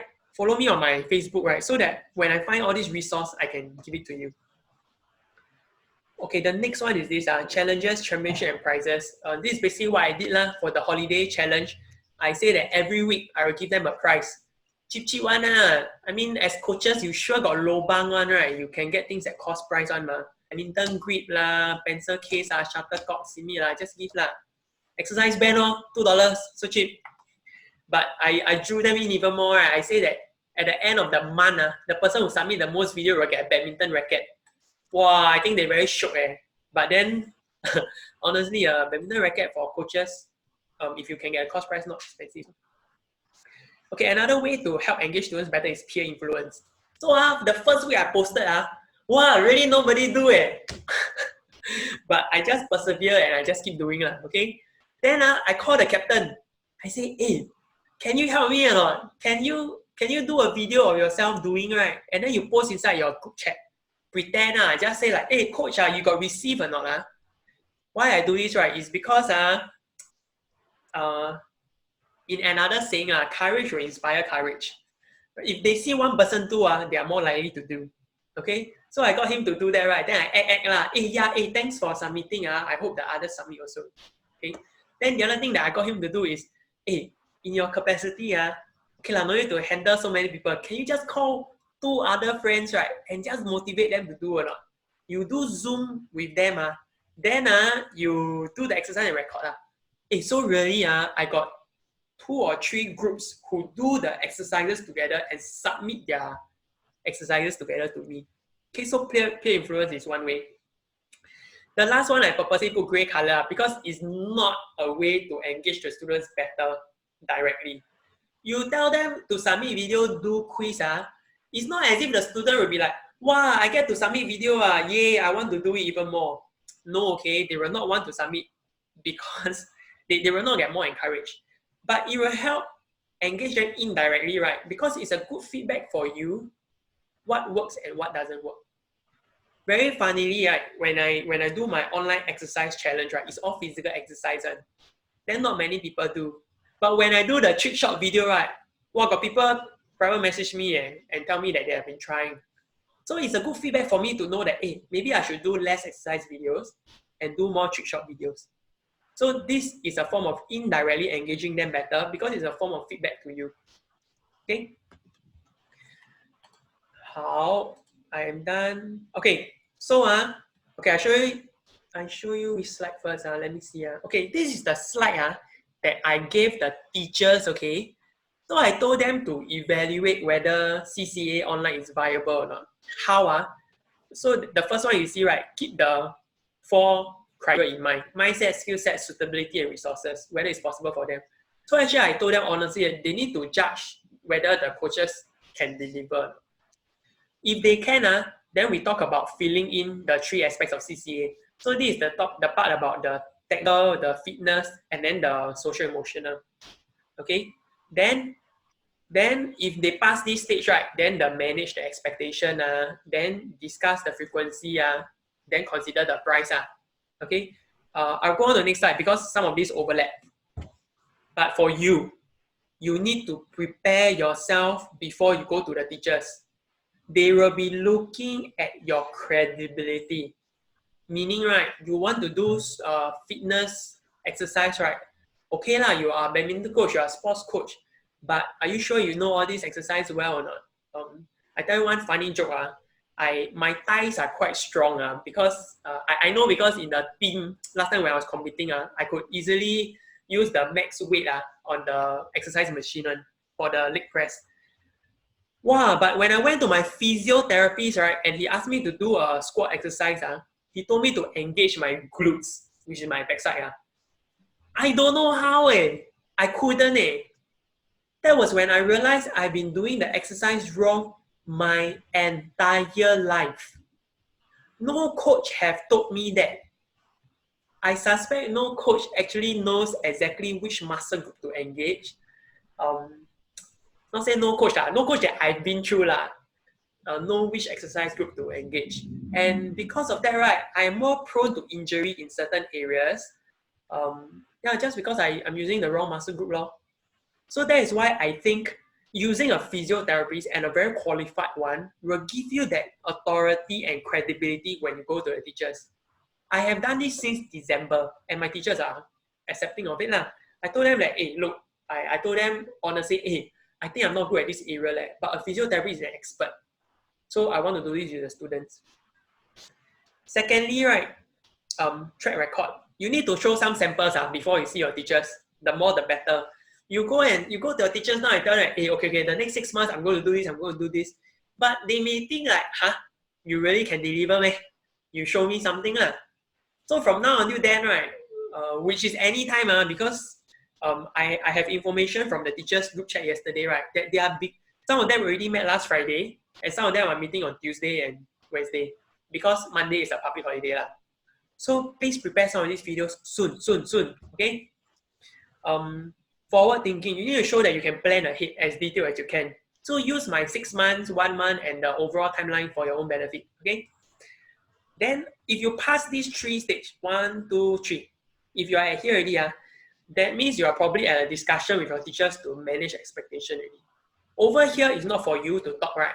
But it's for you to ask the teachers, right, what do they want to achieve? This is where you can tell them what is reasonable and what is not. If they come and tell you like, wow, okay, I want the fitness to maintain, I want the what, please tell them it's not reasonable. No CCA can ever do that. Okay, during this time, sure, we'll drop a bit. But our main goal is to maintain some, the keyword is some level of physical fitness, some level of growth. There's a theory that says 1% growth is still growth. And he counted, right? The 1%, you compound interest 365 days, you get a few 100% after that. Okay? And that is true. If you every day do a little bit of exercise, it's way better than 6 months of not doing anything at all. So manage your teacher's expectation. No need to go for 100% effectiveness, but some effectiveness. Okay? If you pass this stage with the goals in mind, then you know how to discuss the details, meaning the frequency of the videos you post versus the duration. The duration is also probably related to what kind of videos you post, full-length videos versus instructional, versus the knowledge one, teaching people about rules. Then last one is about remuneration. I feel, I can't be sure, but I feel like no one might actually really know how to charge or how to pay during this period. Because honestly, right, who have done this before? This is a very new period for most of us coaches. But I've taken the model of some different industry. I know some fitness instructors do their coaching online and they charge by per video. Okay? I also know of trainers. I myself, I'm a life coach and I'm a coach also. So I do seminars. And when I discuss with corporates, right, I will first arrange a meetup with them to hear their needs. And then after that, I take some time to do my planning. And then I go back to them for a call to finalize the content for the training. So example, and then this is why I put over here a planning fee. So this planning fee, typically, okay, I don't say average, but it can cost like $100 to $500, depending on the man hours involved. But this amount will be a 45 minutes call to understand the needs, your own like 6 hours or 10 hours to plan, and then another 45 minutes, right, to confirm the details. So the planning fee will include this maybe like 10 or 20 hours of work. And then you charge a lump sum of like, I don't know, 500, 200, 300. I don't know what. But this is for another industry. I don't know whether the teacher do this. Okay? I put here production time because the teachers confirm cannot pay you based on your length of the video, which I don't know whether some of them will say or not. But it really doesn't make sense. My 3-minute video took me 2 hours to record. Cannot be you pay me 3 minutes only. So bear in mind that to discuss production time. Okay? The last one, right, is for you, not for your teachers. Whatever your teachers charge, you need to know that you can reuse it. Right? So for example, right, let's say you coach 2 schools, A and B. If A pay you 100 for this video and then you use this video and then go and send to school B, then you're actually being paid 200. Okay? So have all these numbers in mind before you do it. So actually, I think we can still get back our income and possibly even 100%. If I'm overly hopeful, maybe even more if you can keep churning out videos. And I show you some other numbers to help you make a decision. Okay. And the next few slides, right, is also a chance for you to see what are some of the resources that I can provide for you. Okay, so I have these physiotherapists, Exodus Physiotherapists. They work with Singapore Dental Association. So the Low Kian Yu, all that, when they go overseas for competition, the Exodus actually follow them and they treat them. I personally tore my ligament and they were the one that helped me recover. And I tell you, I'm almost back to 100%. So I testify, I say that they are really good. Why they are different from me, even though I'm a sports coach, right? I mentioned a bit just now, they have very good knowledge of muscles, joints, and ligament. They know about the anatomy, right? And they know about movement, injury prevention. So even when I do lunges, I'm very embarrassed to say they tell me I do my lunge wrong. Yeah, simple lunge, they tell me actually like that are not very good. You need to make sure that Okay, so they are really an expert. I have some requests from swimmers. So I just added here because I just want to tell everyone that even the physiotherapy certified one. So if you need exercise for swimming, they also can do. Take this offer up if you want a safe program. We are doing exercises at home. Whatever sports we are in, right, I believe we are very limited with how to do different exercises and how to make it interesting. One simple lunge exercise, he gave me 3 to 4 different variations. Lunge, no. Simple lunge, he gave me 3 to 4 different variations. I pay him these $460. My next 6 months, 搞定. Worth it, what? Okay, so you see the price here. Video call will give you 45 minutes to discuss the objective. Then he will plan for you. Then he'll give you another call to finalize. Okay. Then if let's say you don't know how to do the videos, right, you can go and find online lah. But my experience is that online, they got the same name, right, might have different exercise. For example, like a step down exercise. One of the things that he asked me to do. Step down, the name so common. There are different exercises out there. So I had to arrange sessions for him to do. But save your money lah. You compile a few exercises, then you go to him. You compile all your questions, then you make full use of the 30 minutes. Why this is workable, right? For $420, you do 40 sessions for 6 months. Hey, hello, that's like $10 leh. $10 per session eh. And if your schools pay you $50 or $60 an hour, why is this $10? For you to recover some form of income during this period, isn't it worth it? Okay? Yeah, so really go and consider it lah. Second one is this. This Wisdom Academy is the content creation course that I attended 2 years ago. So they are the one that teach me how to do all this video editing. When I attended the class, there was a mixed group. There were people younger than me and there were people older than me. There were people who were not so savvy and there were people who were very savvy. The not so savvy one, wow, really jialat leh. I think the whole class took very long to try to explain to him and we all try to help him. But what I'm trying to say is this. They are ready to teach anyone. Even people with zero experience, they are ready to provide help. They also have assistant instructors to help them along the way. Okay, so let me tell you what the numbers here. This number is before discount. This number is after funding. Okay, it's a 4 days course on 2 different parts. The first day we teach you how to do recording, right? Like how the camera angle, when and why you should use a close-up, when and why you should use a overview, and the lightings and stuff like that. So originally it cost $970, right? But they are WSQ certified. They are not just any chapalang company. WSQ will fund 90%. So you only have to pay $132. Of course, there are criteria involved lah. You're interested, you let me know. The $132, right? You can use your Skills Future to pay. So basically, I paid $0 for this. Okay, and you look at my last point. Upon completion of these 4 days course, right, they promise that you have done a set of instructional videos. What does this mean is that, you see the 2 days recording, they are going to teach you, right, and they're going to ask you to record yourself giving instructions for a simple exercise. And then the 2 days editing, right, they will teach you how to edit it. So at the end of the 4 days, you have produced your videos already for your teachers. Tada! Setup at $0 if you can qualify for the WSQ funding. Okay, so these are all the resources that I want to point to you.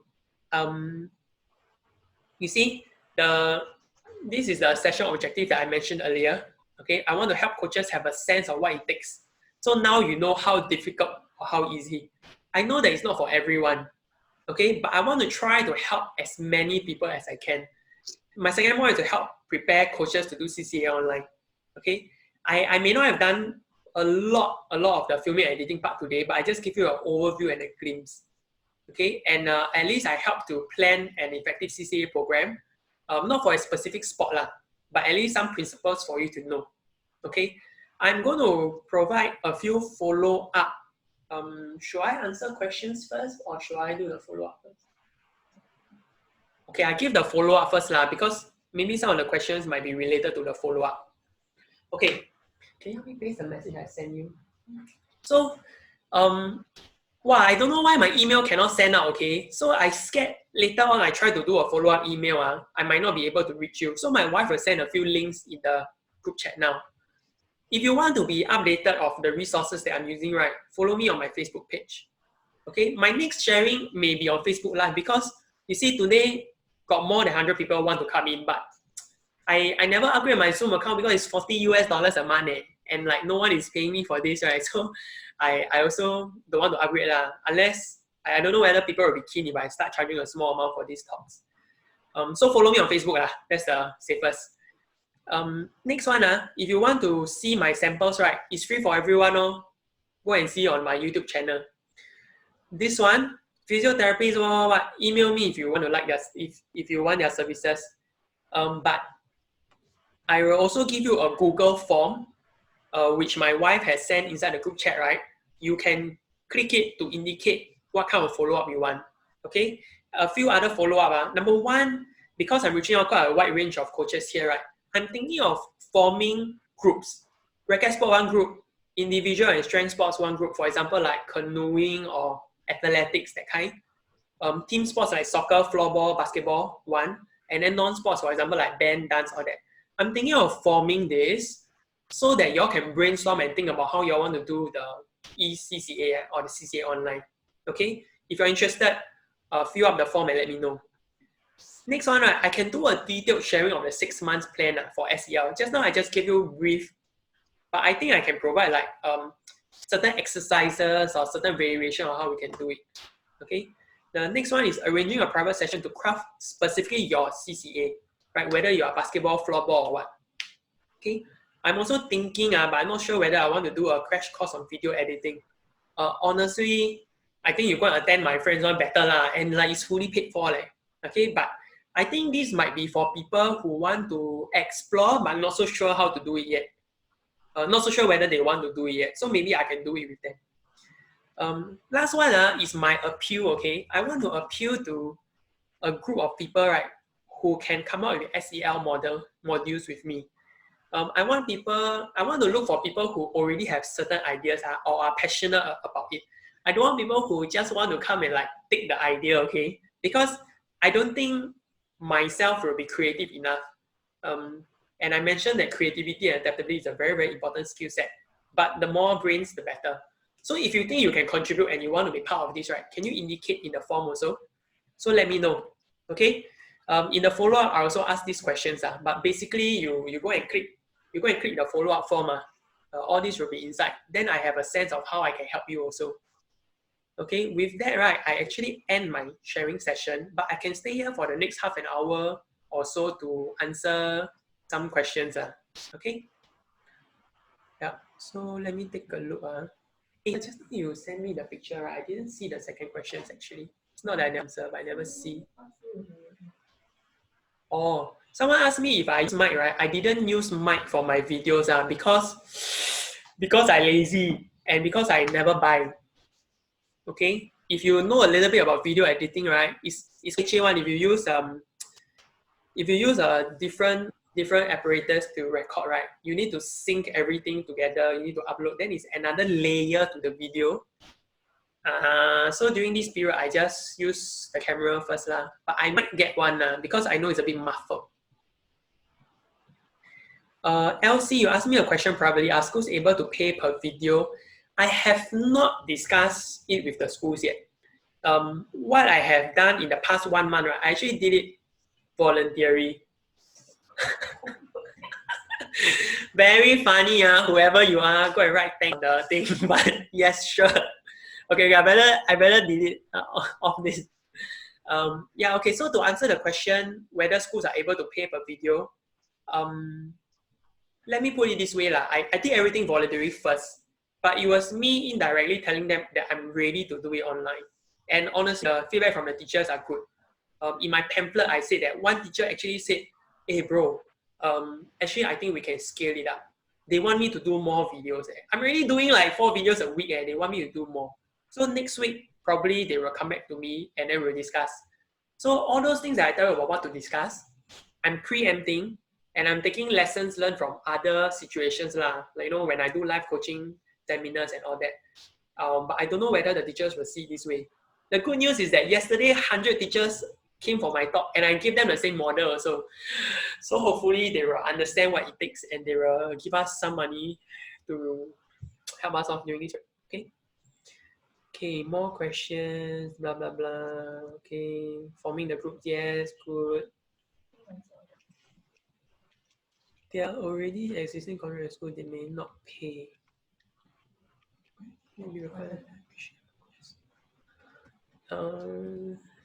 Hey, How much per video? Any suggestion? I'm going to suggest to the teachers, right, that each video to pay me around 3 hours. But I really don't know whether it will work lah. Because I say 3 hours because it really take around 3 hours of video, right? But I never consider my post-production cost yet to send for people to edit. So I already give a discount in that sense. But why I'm willing to do that, right, is because I'm doing 2 schools. So I do one, so both schools pay me the same amount, then it will make sense for me financially lah. Oh, I forgot to do the simple math for most people. Okay, so let me give you a sense. If let's say the schools pay me, okay, not say 3 hours. Even if let's say we do a very conservative 2 hours per video per session, okay? So I don't know what's the average coach rate for different sports. Is it safe to say? Okay, I give a very conservative. I think it's conservative to say $50, okay? If let's say you pay 50, if you are paid $50 an hour, you charge 2 hours per video. So that's 100 per video, right? Okay, you go and you engage the physiotherapists and you go and engage post-production. That means you get someone to do the video for you for $50, right? In the end, you get only $40. True? Not true. You got 2 schools, ma. So if this one pay 100, that one pay 100, you got 200. You got 200, right? But then you got paid $200, but because of post-production all that, you spend $60, you still 140 per video, right? I think it's still reasonable, okay? So that's why I think you really want to consider paying people to do your video if you think you're not savvy enough, right? But if you think you are savvy enough, go for my friend's post-production course. It's free of charge. Hello! you 90% WSQ funded, then another 10% you can get a SkillsFuture. Why not?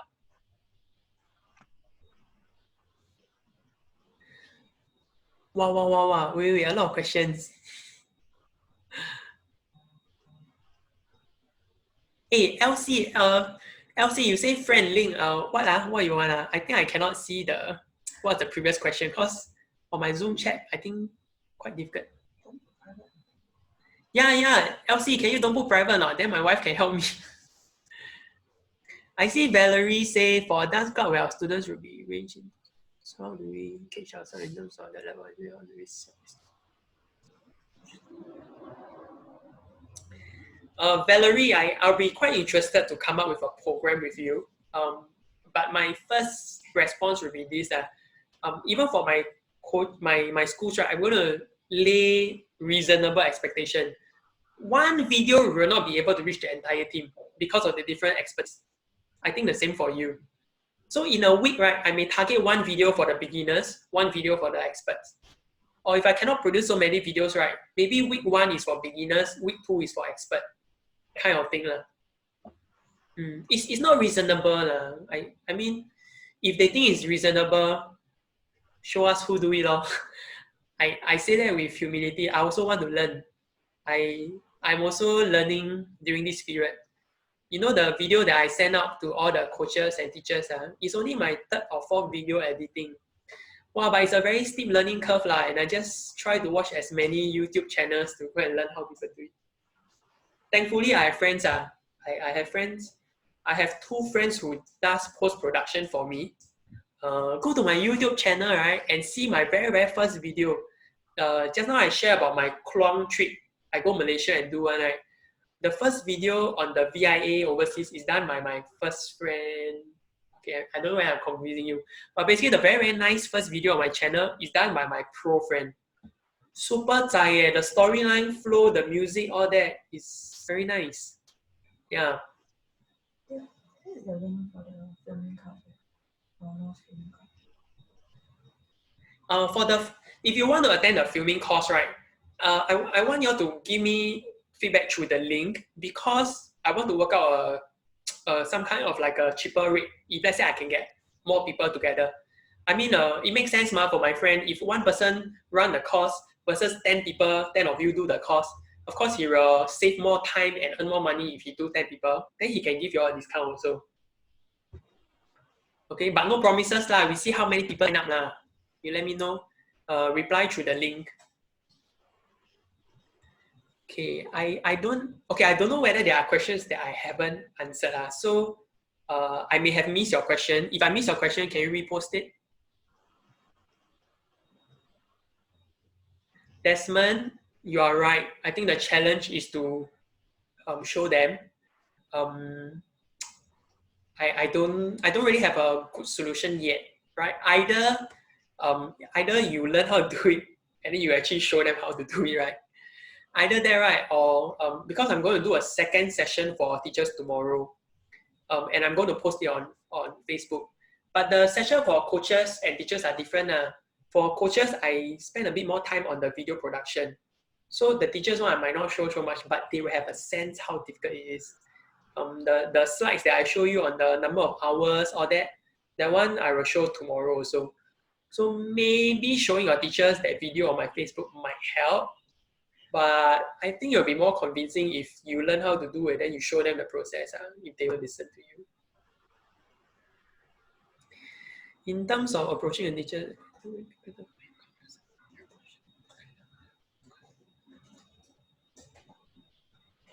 Cheryl, Cheryl, I think you are right. I think you are right to say that. I think it's more effective if, let's say, we show some examples first. Okay, you can. I let you use my video lah. I mean, it's anyway public one, right? And but I think it comes hand in hand. So you know, in the slide that I say, you yourself need to do your own plan before you go and give to the teacher, right? I think you'll be extra convincing. So you do a rough 6 months plan. No need to say each session do what yet, but at least you show that, wow, I got think through and it's feasible. Then you show some videos of how I've done it, right? Then you say, okay, I'm going to do it like that. I think you'll be more convincing. Yeah. Unfortunately, I don't think we can wait until you discuss with the teachers because they also not an expert. And like I say, no one is expert doing this, but I wait for you, you wait for me. I don't think it will be very helpful. You'll be the one that take charge. You are the one that shows something first. I think you will get brownie points with the teachers also.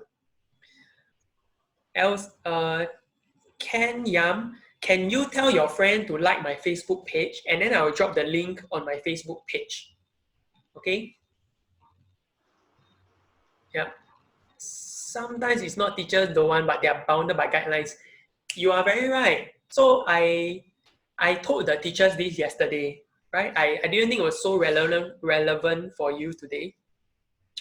But I told the teachers that we need to relook at boundaries and think of ways to overcome them rather than avoid them. And I gave them an example about handphone. You remember a time, I think most of us here remember a time where handphones are not allowed in school, right? But everyone was trying to sneak it in.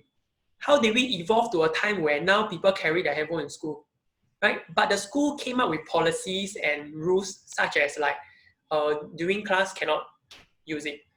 Or like even if you use it in canteen, if I even see your handphone, I will confiscate it. My point to the teachers is this, in this day and age where social media is so prevalent and technology is advancing so fast, I would rather teach my students the issues of safety, equip them to be careful, rather than to tell them to just a hard no to not do it. It's very easy to say no Zoom, no online lesson. Why? Because the teachers want to protect them from safety, right? From online predator, right? But I say that you stop us, right? Although we are the good guys, right? You stop us, you think they won't go other group chat and be open or vulnerable, man? I would rather you teach your students how to watch out for online predators, how to be careful and be safe. If you give them this skill, you applicable to every area of their online life. Isn't that even more powerful? Okay, so this is what I shared with the teachers, but to be realistic, I think it will take some time to shift. But is it impossible to shift? It's not. You look at the handphone situation. Now people carry handphones to school. Yeah, but it's a matter of time that we learn to adapt.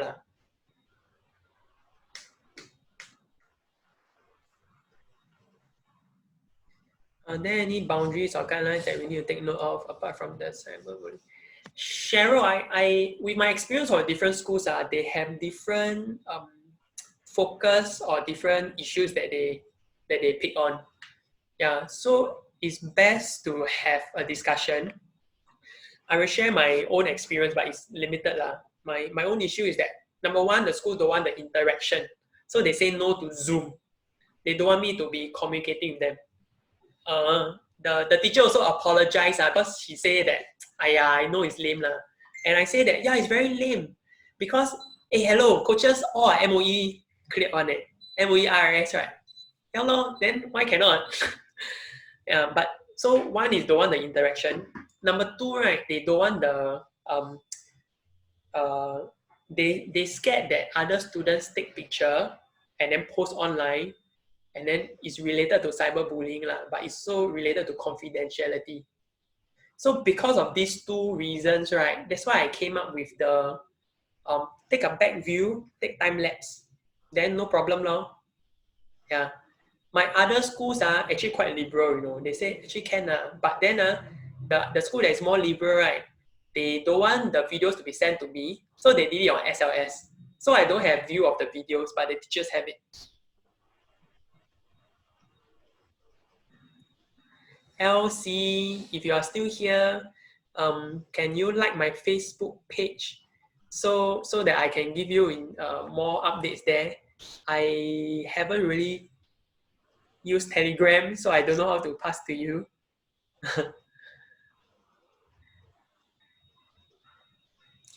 And then boundaries, okay. Yeah, very good questions. Anyone in team sports here? Like basketball, soccer, netball, that kind of. Oh, hi Desmond. Hey Desmond, were you invited by JQ? JQ said he will ask a few friends. Anyway, I think team sports, the one thing that I've been trying to brainstorm for team sports is how to still have the element of, the camaraderie, the team, the coordination. I think in team sports, like, you know where your defense or your attacker or striker will be, then you know where to pass. I think that kind of thing is very hard to replicate online, right? But I think what you can do online is more of like how to continue to build the team spirit. It's a lot more like the social, emotional development part already. I would recommend going along the line of increasing interaction so that they get to know each other. Simple thing, like, arrange a games night, play game or watch a movie. I want to plan my whole team, right, go and watch this Lee Chong Wei movie because they're all badminton players. Watch already, then debrief or something like that. How will this help with team sports, right? Is because other than knowing where your players are, trust is a very big element, right? You will know that if the players trust each other, they will work better. If they break the trust, kena backstab or bad mouth, maybe they won't pass the ball to them. It's hard to. You think professionals are not like that, but honestly, very human is like that. So my point is this: you also still need to build trust, and there are different ways to build trust. Okay, and trust can be built through activities like that. Right, welcome. All right, if you want to leave and you have no more questions, please go ahead. Yeah, but I'll just stay for more if there are more questions.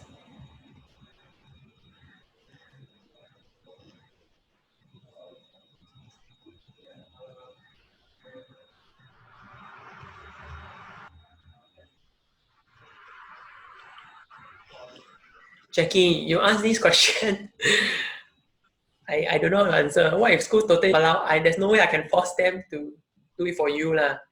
But if you want to maximize your chance, right, you follow what I say lor, which is you go and gain credibility, you go and do your videos, you go and do sample, then you try to work with them. That's the best way. Because I really cannot force them, but I think from my own experience, you should have a conversation to ask them why rather than just take a no for an answer. When you hear why, right, you will know what goes behind the thinking process. You will hear things like, I cannot transfer the contract, or safety issue or confidentiality issue. If it's confidentiality issue, think of ways to switch that around. For example, like what I say, don't take video, right? Maybe do quizzes or do questionnaire online, then confidentiality will not be an issue. Okay.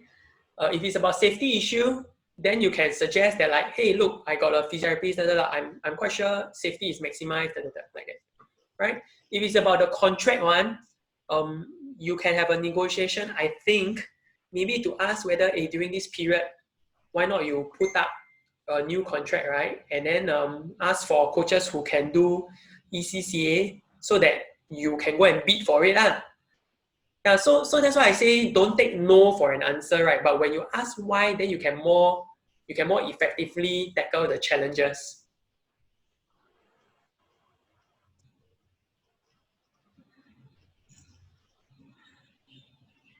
Joe B, I see your question.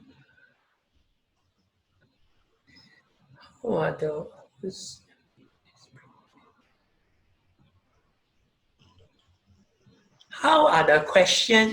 the hours that were in place pre-COVID going to be affected? Pre-COVID means before January. That one settled already, what? Maybe you'll be more specific. I don't quite get question. Dear, you understand the question? The Joe B say one.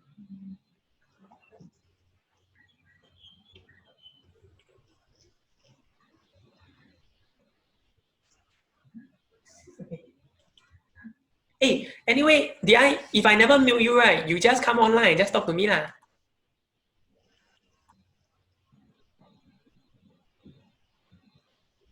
There are many participants, so very hard for me to scroll to your name. Oh, like You try to unmute yourself and before COVID-19, the training hours and all that, are they going to be affected or is it going to be the same? yeah, but I say if pre-COVID means January payment settled a long time ago. He said, will it be affected? How will it be affected? Based on your experience. I don't understand. You just tell them you are in discussion. No confirmation yet from your school. No, January payment settled already. No, he's asking how will it be affected? Like, how can it be affected when it's settled? Moving forward. Is my understanding very bad? I don't really understand the question. I think you're tired. If they resume CCA and they do ECCA. Oh! Okay. Sorry, Joe. Okay, let me try to... I rephrase, then you say whether I'm correct or not. Yeah, so you're saying like last time, right, maybe 100 hours per contract. Then now whether is it going to be the same 100 hours or not? Is that what you're trying to say or ask?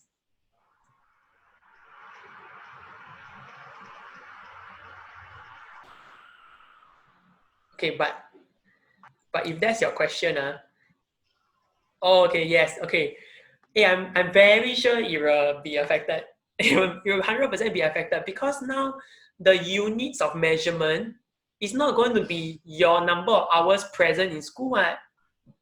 Your units of measurement will be different already. It's not by 3 hours per day. It's going to be by per video. So confirm it will be affected. It's just how it's going to be affected only. And I, the thing I mentioned just now is I also really don't know how it's going to go. I'm still waiting for my school to talk to me. But I have suggested to them to count by per video. Yeah, I think that's how the other influencers or people in this industry charge. So I thought it's something similar.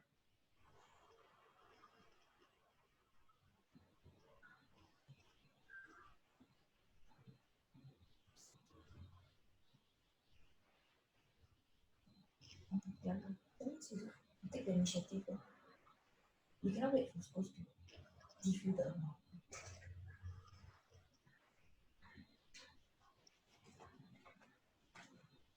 amount. Thanks, Jia Xiong. Jia Xiong is Joanna's friend. Oh. Hey, but I don't know how to pronounce your English name, is it? Bill. BL? Really? BL. Thanks for coming. Elizabeth. LC mentioned that there is a pre-release. There is a press release on 14 May.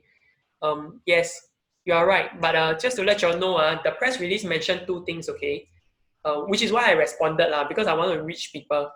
The press release said that the teachers should get back to coaches after 25th May. So now you see the urgency. 25th May is coming Monday. The direction in the press release is one of two. The first one, right, is to give you some form of reimbursement to tie you through this period, right, and to extend the contract. Okay. The second way is to find out how you can continue to provide your service, which is to do CCA online so that they can pay you. Of course, I'm going for the second one because the second one means I will continue to get paid. But the first one is advance payment from my understanding. You know what advance payment means, right? Advance payment means actually the contract don't change, they're just paying you earlier. So when COVID season goes over, you either need to work doubly hard to make up for the time, or you lose the number of hours. Yeah. So especially for the coaches who take 2 schools or 3 schools, how to work doubly hard? Your number of hours is, it's hard. One school Monday, Tuesday, one school Wednesday, Thursday. At most I left Friday, then how?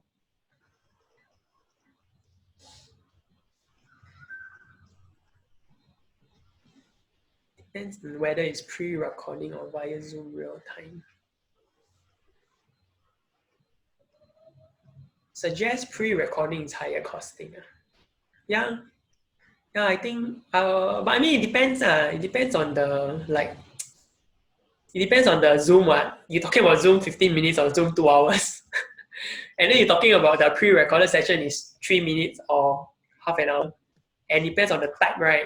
I told you that my trick shot, my 3-minute video, I took longer to do the 3-minute video than my 20-minute long exercise because the 20-minute long no need a lot of editing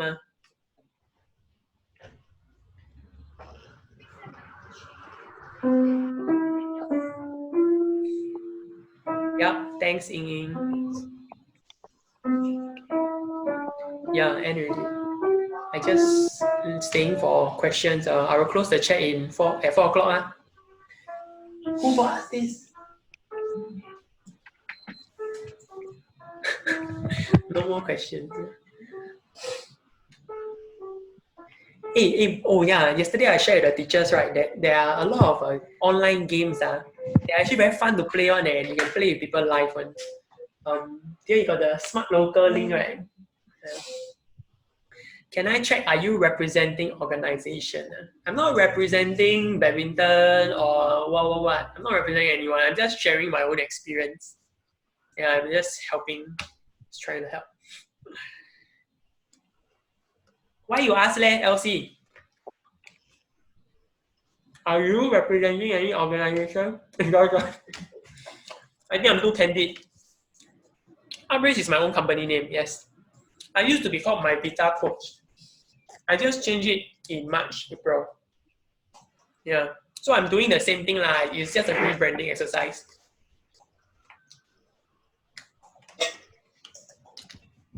The questions will be done.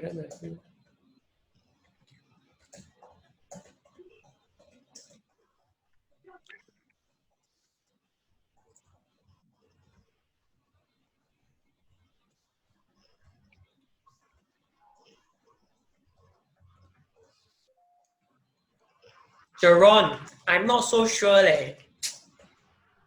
I'm not so sure.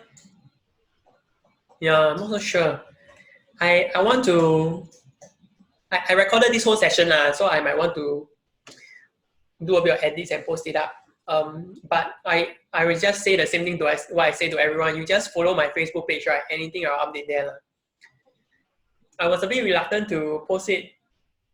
I post the recording online, right? Because I'm not very ready for the scrutiny. All the comments. Because I'm sure putting it online, you sure get positive and negative comment. Ken, I seeing your question. I'm looking at your question.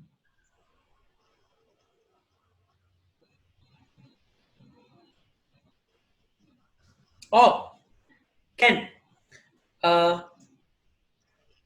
my videos are me giving instruction. My wife will send you the YouTube link again. You go and see.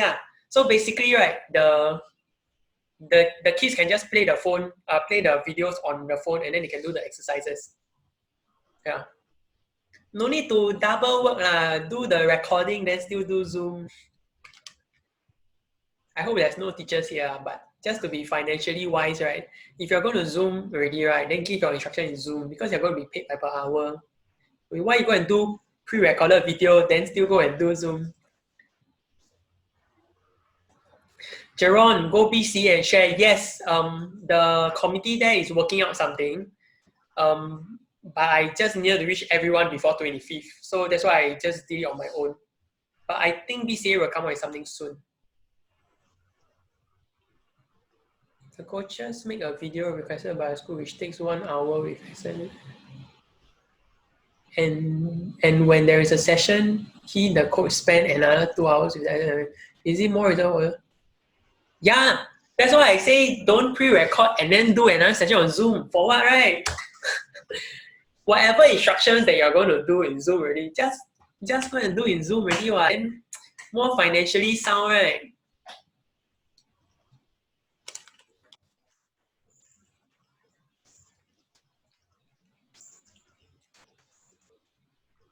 Five more minutes.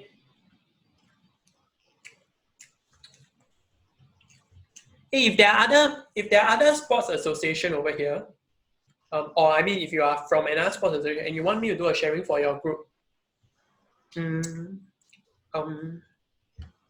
don't know how you can reach me. Drop me a. If you haven't done the follow-up request, maybe you can put it inside, or you can email me. Wow, this thing really blew up much more than I thought. I thought it would be a private sharing with my friends. So I thought it would be 20, 30 people, right? Then you see my video, I asked everyone to email me. I got 400 requests. All the details by email. My wife spent 3 hours copy and paste all the details from the email into an Excel sheet. Wow. I will be very mindful next time to do Google form for sign up. I just thought it would be like a 20, 30 people thing. What's the payment like for pre-recording? I haven't discussed yet, but I think we can do based on an estimate. Maybe work out a deal like every day. It's very hard to. I think it's going to be very hard to. Okay, let me try to construct something. Okay, some videos will take 30 minutes to produce. Some videos will take 2 hours to produce. I don't know whether in your contract you want to be so detailed to say, okay, this type of videos, you pay me this amount, this type of videos, you pay me this amount. Or you just want to have one charge. One charge such as, and I'm going to go for this for my teachers. I'm going to say, can you pay me 1 day X amount? So I take an average of maybe 2 hours, right? Because some videos will take 3 hours, 4 hours, some videos will take 1 hour. So can you pay me 2 hours worth every day? Something like that, right? Then I work out something with my post-production, my friends also. Maybe they charge me less to do the videos or what. Nika will email me. Okay, sure. I did offer my help to Nika already. I think they're working something out. Elizabeth, of course, yes, let's do it. How to make it a stronger stance?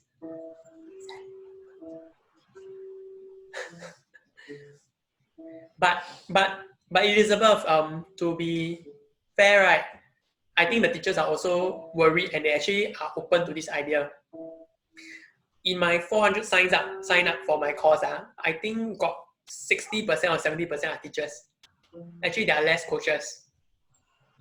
But I think also because of my reach, I send to a few friends, right? And I have a lot of teacher friends.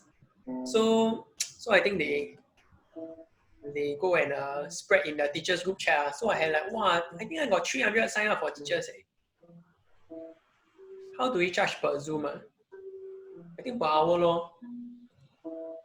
That's the easiest answer I can give. And I think the most reasonable one, you spend 1 hour on Zoom, then you charge by 1 hour.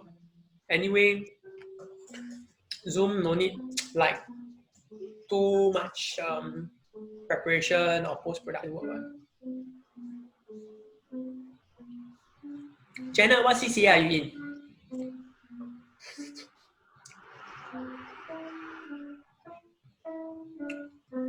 Hey, 1 more minute. Got any question you ask now, okay? I'm going off already.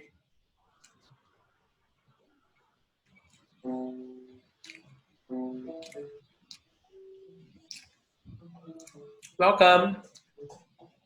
Ken, what CCA are you in? Wow, so interesting. That's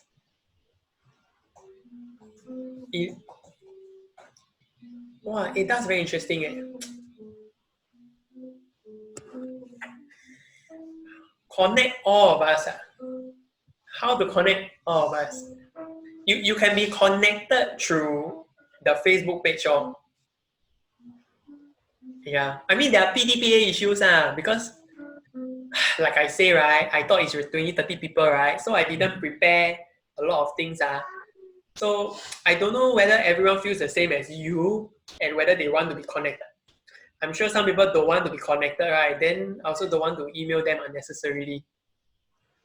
So we see how it goes. Everything is quite uncertain, but we try. LC asks, we should do another session for no CCA instructor. What is non-CCA instructor? Like private practice one? Or non-sports? I think what I want to share about the band. Hey, LC, what CCA are you in?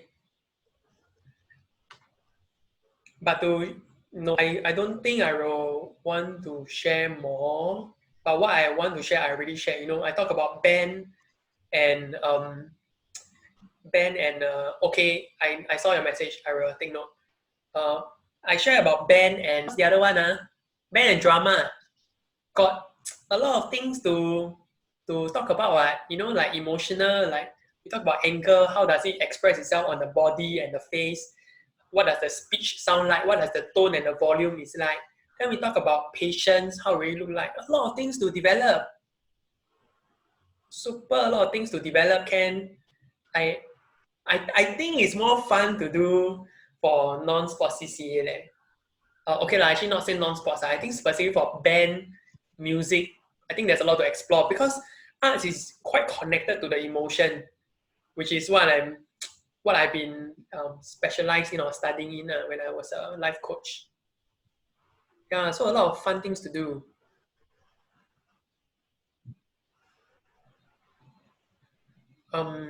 Okay, I see your message, LC. I'm not sure if I'll be doing one, but this is taking up quite a bit of my energy and time, so maybe I have to start charging.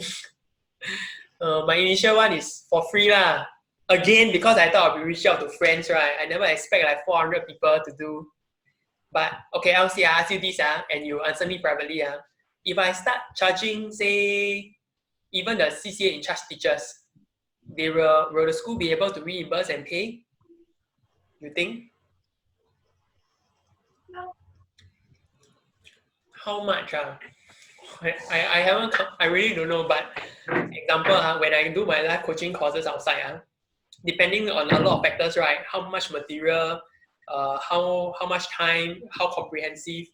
But let's say a 2-3 hour session will cost about $60-$70 per person if there is about 10 to 20 people. For corporate, right, if I'm engaging a company, I will charge around $100 per session. So just to give you some figures, if you are corporate, one session, you've got 10, 20 people, it's about $50 per person, that kind.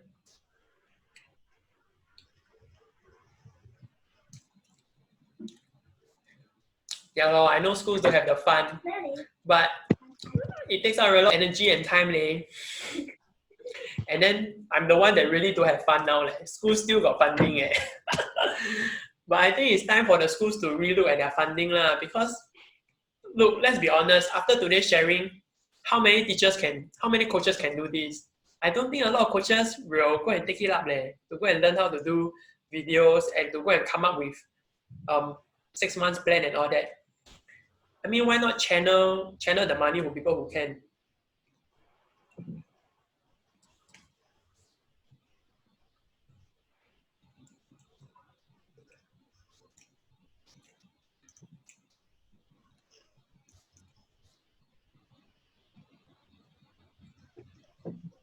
Thanks, BL. I will consider that, and I will probably put it. Or BL say that to do a sign up form to gather people who are interested to be connected. Yeah, I might put it out on my Facebook page. So please, my Facebook page is the main form of communication. Hey, maybe I ask here. I don't know why but yesterday I sent out email, right? It worked. I sent to 200 people. Today when I want to update everyone about the second session and all that, right? My email bounced back as if it is spam like that. But the funny thing is all of you guys email me you know? I mean everyone email me. So if the person email me, right, cannot be spam and then the first day I could send out to everyone. So I don't know why it's blocked. So I cannot reach everyone at the moment. So the only way I can communicate is through my Facebook page. So please go and like my Facebook page. Then I can communicate with everyone. Yeah, but I don't know why. Hello, I don't know why I cannot send out emails.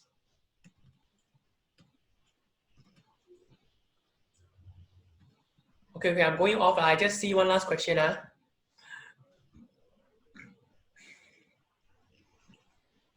What is my Facebook link? Hey, my wife sent so many times already. Okay, I send you again. Wait.